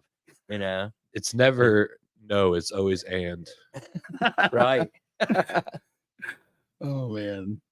So when you talk about you've kind of found your thing and it's always like just kind of sitting there ready for you to pick it up when there's not like a medium that you would say, oh, you know, I've always wanted to do this, or I'm working on a project of projecting shit into very big volume. Like I want to project art onto the side of buildings. And I've been working with projectors and how to magnify it into a large scale, because it's not vandalism if it doesn't leave a permanent mark. Sure, yeah. Right. So yeah. have you like thought about like how people that will let you like set up and project on the place for amount of time or I something? don't really like that? to ask permission as like Yeah, as ask much as for like to ask for forgiveness. forgiveness about that sort Get of thing. that. But like no, I think the Mel would probably let me screw around with some stuff there. They've had that big brick wall that's needed a mural for like a really long time. Yeah. Somebody needs to do that. Dude. Yes. Holy shit. Yes. Well, and think about if it could Yeah. be. What if you pro- projected onto it? projected and Yeah, you could could just change it from month whenever to you month wanted. or Yeah. something. You know, Yeah, let any artist feature on it. that would be cool. That's a great idea. Yeah. actually. Just go white and then throw a projector. And you know what they got nowadays? These things called short throw projectors. So they could literally just mount it on the other wall and it would project in the same distance and cover everything. Man. Man. See, I gotta Yeah. I like Yeah. digital art, but I gotta like stay on the edge, right? Because if you're not trying to get on the edge of what's happening, Mhm. right? Like I can play like my art on the windows of my drift car. Like I found this material that lets me project onto like raw glass as if it's like a regular monitor. And like I'm still trying to figure out how to integrate that into like an art project. I need someone's like glass front, like to like just be like, let me turn it into like a digital billboard or something. I've talked to the Mel about it, but I'm sort of a flake sometimes when it gets to being like projects. Like I'll come up with these great ideas and I'll like get half of it done and then I'll be like, oh wait, Yeah. there's this other thing I wanted to do, and then oops, Yeah. that's on hold for a while, I guess. I definitely get that. There's a lot of people like that struggle against that. Like unless you're paying me to do a project, like sometimes I just like back burner that shit for a while, you know, I just don't care. But if I you pay mean- me, I'm done within 24 hours. Swear to Exactly, God, every exactly. fucking time. Yes. Yeah. And that's the way it goes with photography for me. Like if I'm being paid, it is number one priority above even chopped liver. Yeah. Like I will do that before chopped liver. But if it's photography and I'm not getting paid for, it is literally the last thing on my list of things to do. My rule of The thumb, last, dead last. I mean, dead last. yeah. If it's volunteer, it's dead last. My rule of thumb is if I come to you, it's free. But if you come to me, we're talking about like cost per hour. Mm. Like if you want to direct my creativity, that's going to cost. But if I want to like collaborate with you, it's not going to cost you anything. Mm. Because I chose to do that. Like Right. I want to do that. So Right. should be any cost there. I- But if you're coming at me and you're like, I don't like this and you need to change that, and why can't the duck be blue? Then that's going to cost an hour worth of work. That's billable for like yada yada. I try to stay reasonable. Charge about as much as a plumber because I'm the shit. About $1 grand an hour. About $1 an hour. Depends if I have to get the backhoe out or not. You know. What do you feel? Has there ever been something that really challenged you, like a piece that you've done that it's like it just really took forever to get it just right, and then does anything? So, I stand mean, out sometimes like that pops up, right? When you're making something and you're like trying to take it in a certain direction and it's not working out, and you just kind of work at it, or you just throw it away and pretend like you never started on it, right? You could do that too. Yeah, I've got a lot of those songs. So like, Like, yeah, it's just like sometimes I'll be never like, yeah, I'm happened. just gonna force my way through this and I'm gonna work on it till it's perfect and I'm just gonna make it happen and I'll iron out everything I don't like until I love it. And then sometimes I'll be like, fuck this piece of shit. I don't want to deal with you anymore. Delete. But that's the best thing about being a digital artist because I can just like pretend it never even happened. Like if you're a physical artist, you would like that would suck. You'd lose a canvas, you'd lose like paint and stuff. yeah, definitely Yeah. harder to just. flush So I it. can just justify it more on my whim of just being like, goodbye, you never existed. And what do you think is your kind of ratio on that? How many do you like start versus? Oh, I finish? probably finish 99% of what I start. Yeah. It's very rare that I throw something away and walk away. I feel like for me, like that's why I think that I gravitated towards songwriting, because I knew my attention span was like, I'm not, I had it in my head, like I want to write a book, I want to write a novel, stuff like that, but it's like almost anything that I've done, it's been like skits, it's been 3.5 short, minutes. like Right. stuff that it's like it does not Who, take. who wants to my tell a attention story for more than- 20 minutes though, Yeah. right? Holy shit. Yeah, I Like can't. no one's writing these prog rock albums anymore where they're talking to trees and shit. Yeah. Well, I mean, I'm sure it's out there. It just Oh no, yeah. you and know, they're Swedish. Yeah. So what is some music now? Like if you're going into art mode, you're setting stuff. What is stuff that you listen to nowadays? That's Oh man. the playlist. Depends where I'm going with the art. Am I trying to get like moody with it, or am I trying to be like bright colors? Because it's like different music affects me differently in what I put out. So if I want to get really moody, I will put on some fucking Adele. Yeah. Yeah. I'll be like, break my heart, Adele. Let's do this. Make me sad. Or like I like bad emo music. Mm. Sometimes when I'm just going at it and I'm like doodling, I'll put on like some Midwest emo. Yeah. Like just listen to like Law Dispute or like Mom Jeans or something like that. If I'm really going hard, then I'll put on something more like Escape from the Zoo, Days and Days. I like you guys know the Night Gaunts? No. They're like a weird ska band from Australia that has like an organ. They fucking rock. How's that spelled? Night Gaunts, Night, like night, then Gaunts, Gaunts. Right on. They're Got 'em. super delicious. They cut a 7-inch with Days and Days, and that's how I found them originally. Oh yeah. Cool. Like I did that. Thank you. I did that art for Escape the Zoo, and that's been like a full year. They've used it as their Facebook like icon. To me, that's like a super win. Yeah. Yeah, because like I did that in like a day and they fucking loved it, and like it's gonna go on their merch and stuff. And I'm like, yep, that's a big win.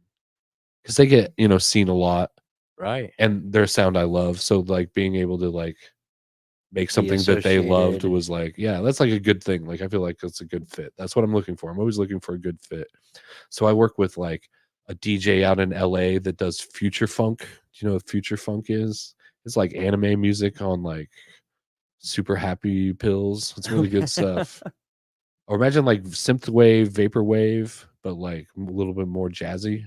So what do you do for like when you say I you just do work art with for for him, so that he has stuff that he can use in his like production or his promotion. And is that more just like a abstract or No, portraits. I always I always do portraits of people. Every musician needs portraits, right? Like you can't see yourself enough when you're doing your art. right? Oh yeah.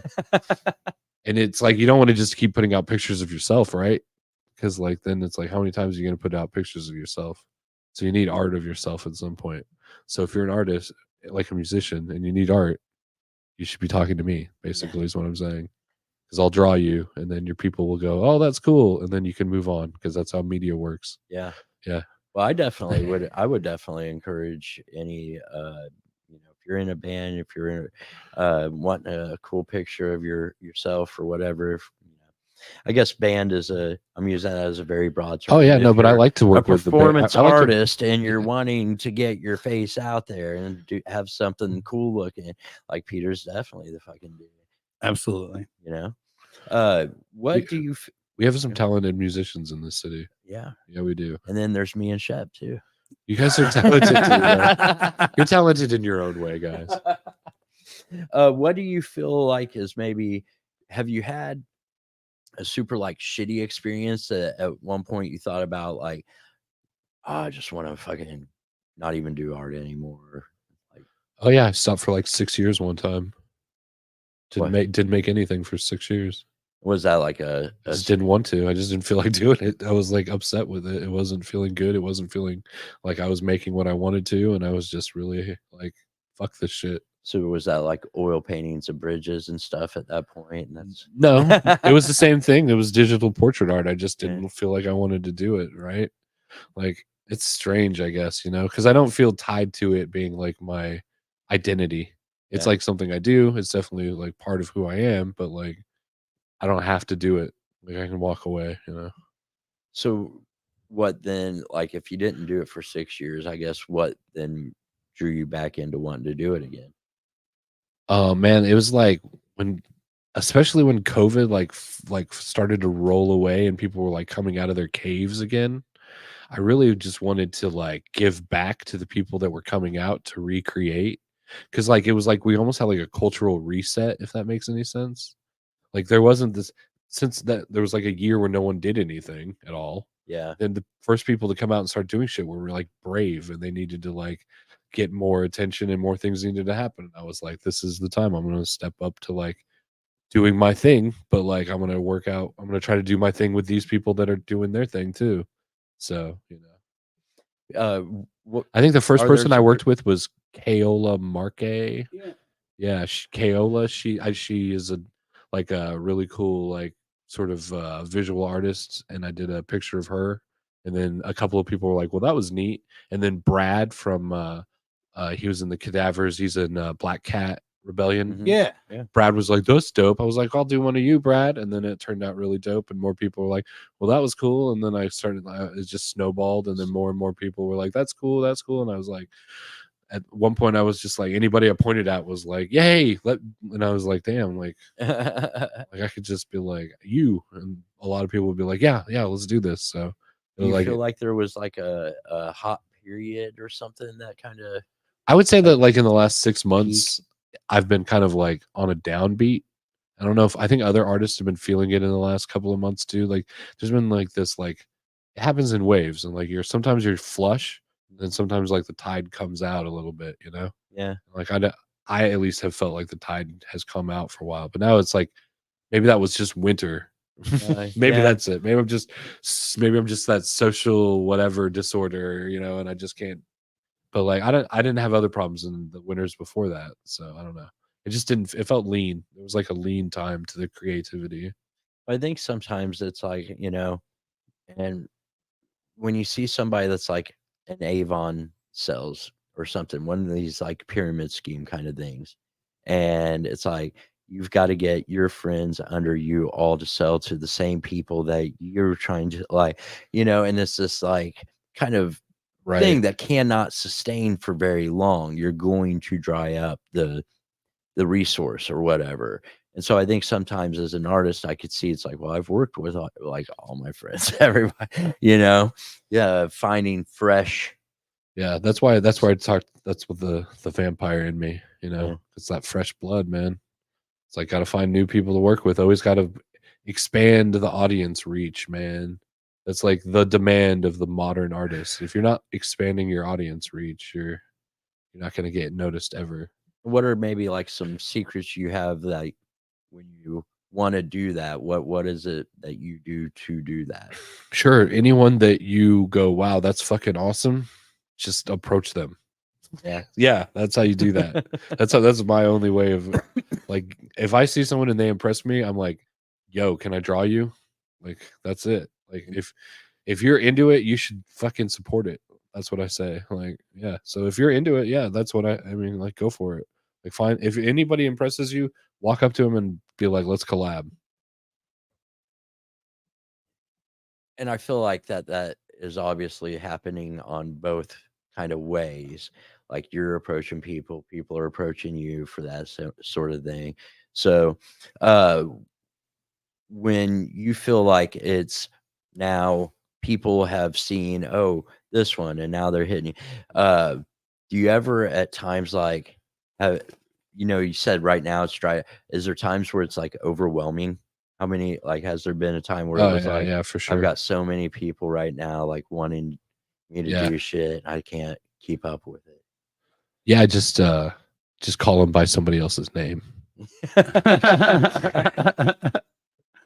Yeah, that'll usually buy me at least a week. So, what's like the highest output, like, I guess maybe in a week or something like that, that you were like, man, I just did, I don't know, 5, 3, whatever is there a time where it was I mean, like, when man, there's a fucking point there when I'd say like a year, I was about a year in and I did like 3 or 4 in a week. And I was just like, I do one, I take a day off, and then I do another one, and it would be even more of a banger. And then I do another one, and I'd be like, that's even more of a banger. And then I do a 4th one, and it was even better. And I'd just be like, this can't keep happening. Like, I can't, eventually this is gonna suck, right? I'm gonna drop a fucking turd here eventually. But like, that's it. That's the process. I just have to every time be like, I have to be better than the last. It's like that Japanese, like, what do they call it? Like Kaizen, like the art of perfecting slowly. Like each thing has to be better than the last. That's it. You don't have to worry about anything else you've done. You just have to be better than the last thing you did. Do you feel like more often than not, like, that's where you stay in your mental space with it? Like, do you achieve that? I think so. I polish until I feel like it's something that I'm happy. Like, there's a point in every piece where I'm like, yeah, I'm happy with this. So there's like and like, then I think you can go too far too. Like, so you need to know exactly like when it like your peak happiness and walk away. Like, don't overdo it. Don't like make it too busy. Is that what right. you're saying? Yeah. Yeah. Have you ever so with that, then you don't really have one that you would point to and be like, that was me at the top of my game and I'll never top that one? No. I just, everyone has to be better than the last. Yeah. And I mean, I can pick out stuff that has for sure been like recognized as like gotten the most recognition from other people. So that obviously I know like keyed off as like but like I don't know when that's going to happen. I just know that I need to be better. In my mind, it needs to be better than the last thing I made. As long as I keep grinding that out, then there'll be these little diamonds that like drop that are just amazing. I guess for me, it's like pretty subjective from like being a song. It's like, what makes it better, And especially like when you're like me and you just drop straight banger after banger after. Yeah. I'm just No, it's hard too, right? Once you do like know, a what couple in makes a one row that better are than great, the you're like, next? It's oh, when's like- this shoe gonna drop? But I do think there was probably a time where it's like I felt at, you know, where I would drop the scientist and the rug. You know, there was a point where I was writing some pretty good songs. So that what are do you do still when you're around starting to feel now, like you it's know? getting gray, like it's getting something? It feels mundane or something. What do you do? Set it Apply down, pressure. I walk away from it. Just apply pressure to That's the what works limbs. for me. Yeah. Whenever I am in a situation where I So need you're like to fucking rice. create quickly. You need pressure and Yeah. steam, and you'll create. Yeah. Yeah. Some of my best music has came from, oh shit, I gotta do this. And I've popped out some bangers, but Yeah. everybody's different, you know? What about you? I've never can think of a time where I wrote under pressure of Yeah. feeling like I needed to. Like I can't think of a time. I've always been the Like one that is gun to like, your cat's head. you know, Like if you don't write a song, I'm gonna right. fucking blow his brains Yeah. out. Well, I Yeah, guess I what did I'm used referring to challenge myself that way though, of Yeah. like basically, you know, trying to improv musically or whatever. Like give me a topic or something and let me just like see if I can how long I can go on it, you know, before I'm like, all right, I've ran out of words or whatever. That was, you know, something I used to do. But yeah, I find like for me it's generally I'll sit down, guitar, riff just kind of starts popping off my fingers somehow. And then a half hour to an hour later, usually So I've does got the a music song come or written. the words come first for Usually you? 99% of the time it's the music first. And then you come up with words to Yeah. like fit the Yeah. feeling of the music, or do you Yeah, come I mean, just to fit the rhythm? it flows out of me in such a way to like to describe, but it's So like once you get the that. music done, then the words actually just naturally come next. Yeah.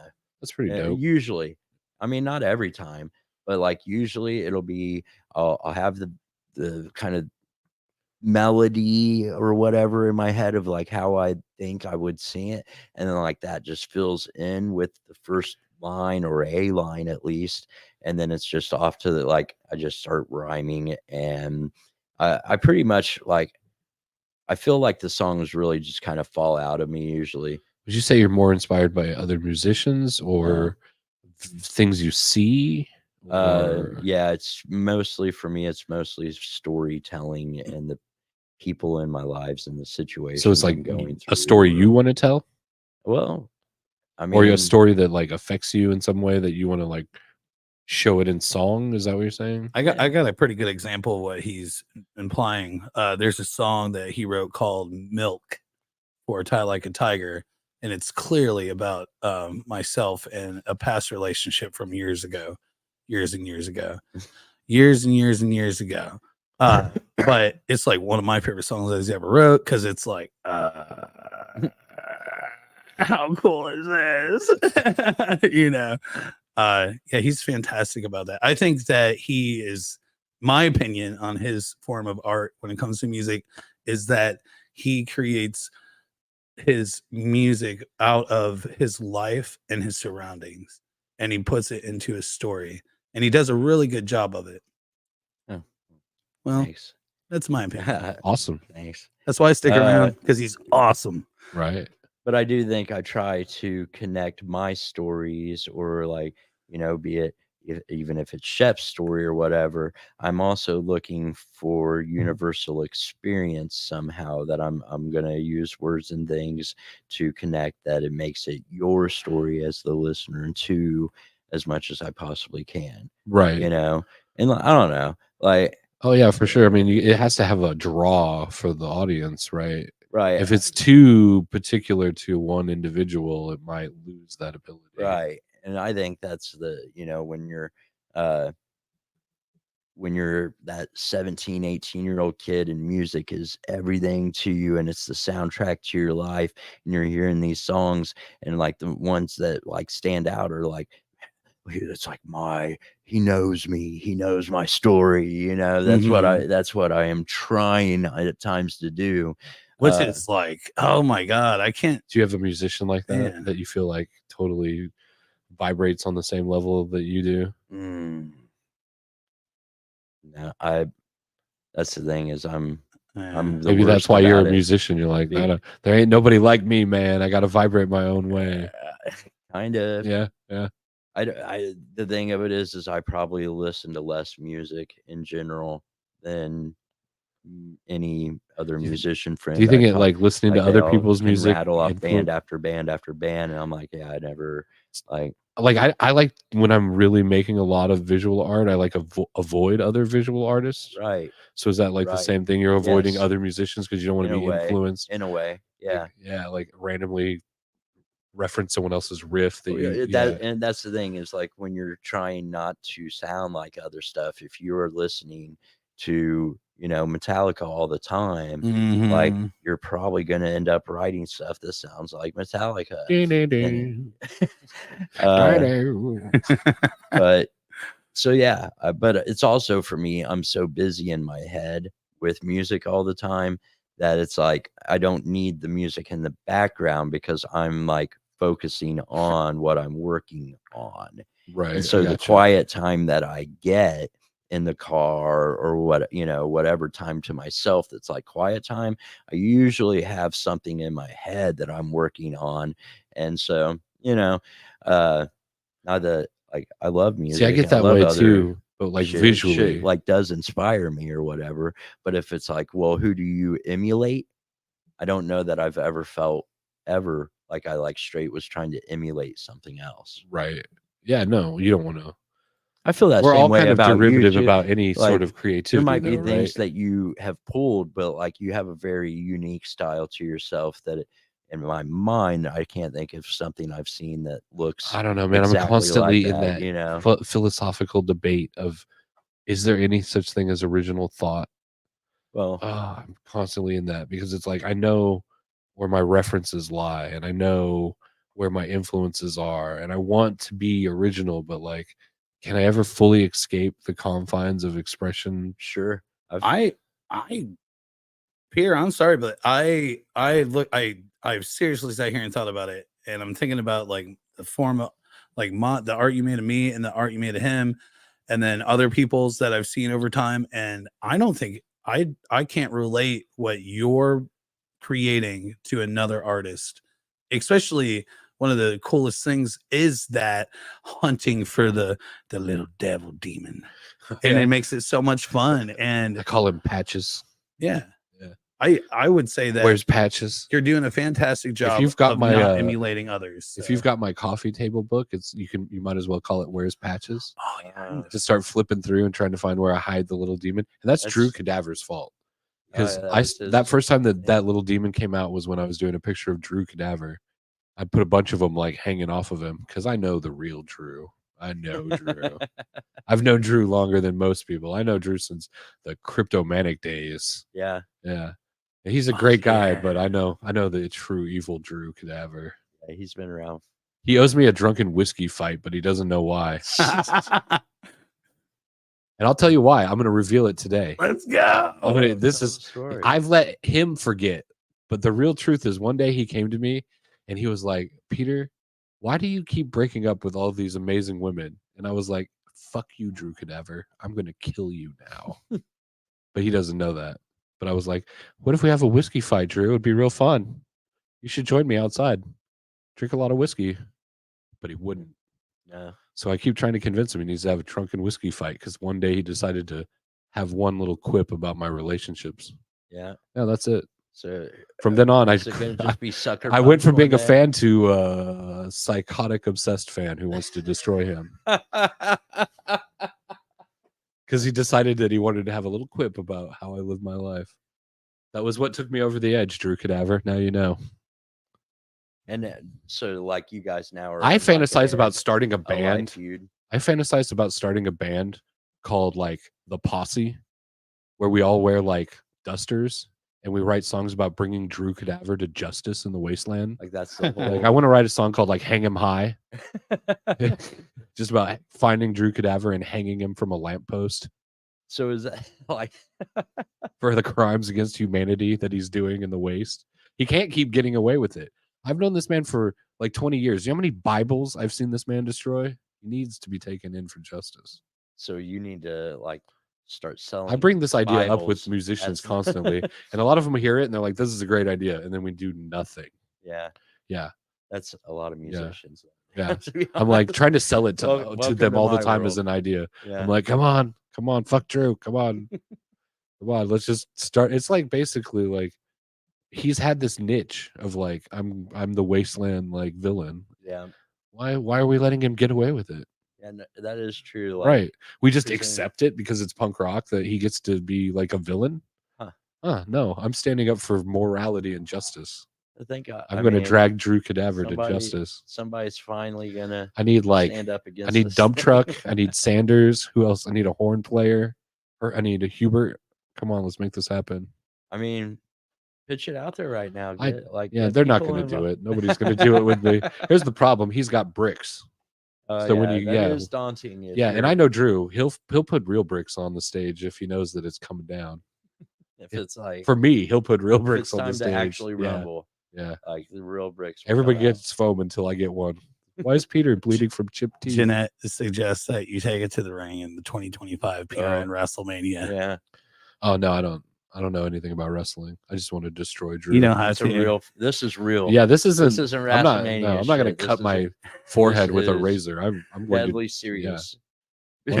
One of us is got to die. That's Him and Drew Cadaver. One of like, us will if have you to see pay. that they're both in the building. Be prepared. Like right. I might I'm throw going him. down. I'm gonna die Someone that might get night. thrown through a plate glass window. Is all I'm saying. Well, Peter, we got to wrap things up, man. Is there anything that you want to like plug that you've got coming up? Or No, anything, don't buy like my the shit. Book? Is, Yeah, you don't wanna- look me up. Too Don't bad. look up. Yeah, Don't look up already- faces on Amazon by Already- Peter Graves. Don't look that I up. believe Don't- I just don't do shared it. the Uh, link to it. I think I Stop just there. Stop increased. sharing it. in fact, Shep, like, I'm going to tell you not to buy it because I think I just increased the price on it. So and we'll take this as soon as we go off the air. We'll take this down and it'll never see the light of day Right. again. Man, don't ever because, buy my art. Yeah, we don't want to encourage trust people, me. like if that's not what you want. We let's Should burn. I delete the comments? Yeah, delete all the comments. No, I think I've Everybody block Peter Graves. I think I've represented we shared your myself well. Facebook too. Yeah. Well, hey, thank you so much for coming on. I know it was early for you, man, but what a great conversation. I'm glad that you took the time with us and Oh yeah, no, people get to know you a little bit better. I know you want the mystique. You don't want them to know who you are that much, but I'm glad you came on and shared some stories with us, man. I appreciate Yeah, it. no, I had fun. Oh yeah. And with that being said, we're going to do the thing we promise always to do at the end of the show, and that's tell you some upcoming shows that you need to know Hey, about. Real quick before we go that Yeah. list, he mentioned the punk rock market. Yeah. So I wanted to throw that out there. Oh yeah, throw it up. So guys, here's- 'cause that here's- is coming up. Yeah, it's It's June the only 7th. show I'm doing all year. June 7th. Okay, so Peter Graves will be there, and it looks like I'm having a Bingo Boys, Pilots. What's under Zane that? Hughes and the Theremin. Oh yeah, the guy with the Mhm. yeah. From I believe they're from Kokomo. If I'm So, not mistaken. Yeah, punk rock market coming up. Retrograde Apparel, punk rock night, putting that on. Food So supplied by the Vegan Joint, beverages. and this year provided it's by at Long Shot. I'm seeing. I think last year it was. It was a long shot. Was it? Yep. Okay. Awesome. Well, thanks, Peter, and also good luck with the punk rock market. I hope you guys have an awesome And that's, turnout for that. Put out by Punk Rock Night and Retrograde Apparel. What up, Right. Alyssa? That's what I just said, man. Did you? Yeah. I wasn't listening. Was that put on by Retrograde Apparel and Punk Rock Night? That, I I'm think fired. if you can find where they say the people that are actually organizing that, it is Punk Rock Night and Retrograde Apparel. Yeah, Oh, dude. wow. And be sure to mention that the people that are putting this on is Punk Rock Night and Retrograde Apparel. Right. If you're looking for somebody, if you're wanting to be a part of it, you should probably reach out either to Punk Rock Night or Retrograde Apparel because they're the sure. ones that are actually putting that thing together. Yeah, So definitely. Retrograde Apparel and Punk Rock Night. yeah. So yeah, Or that's as the a- kids on the street call it, PRN. Oh, yeah. Yeah, Mystique. The cool kids. oh man, and we were saying Punk Rock Night like This whole some time. old, Yeah. yeah, out of touch. Out of touch. PRN. Got it. I'll say that. PRN. I will never say Punk Rock Night again. Ever. Too many syllables, man. So hey, we want to set you guys up with what you're gonna hopefully go out and do this week. And we got a couple things today, being Cinco de Mayo. So there's a awesome show. We were just talking about Long Shot. They've got a show tonight with Sunset Society, Makizo, and Babel. Hell yeah. That starts at 8 at Long Shot, and they got the bar back. So go. Hell yeah. Hell yeah. Man, where's that been all day? I don't know. It just showed up. Is that the Hell yeah. First time he's used the soundboard all day. Yeah. Just want to make sure we had sound for the dang show, man. And then at Black Circle, I think this is getting ready to start in just like an hour or two. It's like a matinee show with Temple of Void. Man, these glasses are fucking dark. Tombstoner and Obscene. That starts at 3 o'clock. And then tonight at the Melody, the historic Melody Inn. Oh, you're up. It's Tuesday. No, that's not the one I was going to mention right now. You got the Po' Boys and Stupor Waffles. Oh, there's no flyer for that. That's what's up, Chef. All right, but then Tuesday, hey, what up? at Long Shot, we got Ultra Bomb, Ninth Circle Symphony, and Safety Off. So that's going to be a fucking Ultra Bomb is like a super group, right? Of So yeah, Long Shot's gonna be. Oh, Ninth last Symphony time I Circle's played gonna here. be there. Oh, Ninth Symphony Circle's gonna be Ninth, there. That's right. Peter. Oh. Oh damn. Mhm. Sorry, That's the best Drew. Sorry, Drew. We just told him where you're gonna be. That's the best thing about having Drew as an arch rival. He publishes where he's gonna be. And it says on that flyer that's Tuesday, May 7th. I think I heard they switched that to Wednesday. Is it Peter. Wednesday? I'm just fucking with you. Oh, you got me Sorry. good. You got me. Shit. That went right over my head. Fuck my life. I got an air tag on him. Don't worry. And hey, we'll set you guys up with some shit to do. Thursday, big, everybody around here loves Daikaiju, man. So excuse me. And Milk Toast, DUI, some great bands there, and Daikaiju always kills it when they come through, sets shit on fire, That's Thursday, May 9th, right? Yep, that's this coming Thursday. And it being that And- long shot, oh my god, it's Yeah, gonna be who fucking knows what's nuts. gonna happen, Oh, right? dude, yeah, Yeah. I'm gonna try to make I that one. guarantee the building will not contain Daikaiju. No way. So Dude, there's so much activities they could fucking knock out there. This could be crazy. And then let's see, we got Friday night at Black Circle, Psycho Stick and Tragedy. And the Tragedy is an all metal tribute to the Bee Gees. So that's got to be fucking What? Yeah. And I think everybody's heard of Psycho Stick. So yeah, Hell that's yeah. going to be a big show at Black Circle on Friday night. And then next Saturday is at PRN, Some Kind of Nightmare, some kind of nightmare. Vibrolas and Lucifist and Crazy in the Brains. And I actually heard them playing Crazy in the Brains like out just over like the the PA last night, and they sound fucking awesome. So that's going to be a great show. And then I don't know if that we said we were going to do it, but Shep, we got a show coming up. You still got the flyer in there for that? Yeah. Got to plug it. We got to plug it, Peter. Our debut show for Red Lighters is coming up.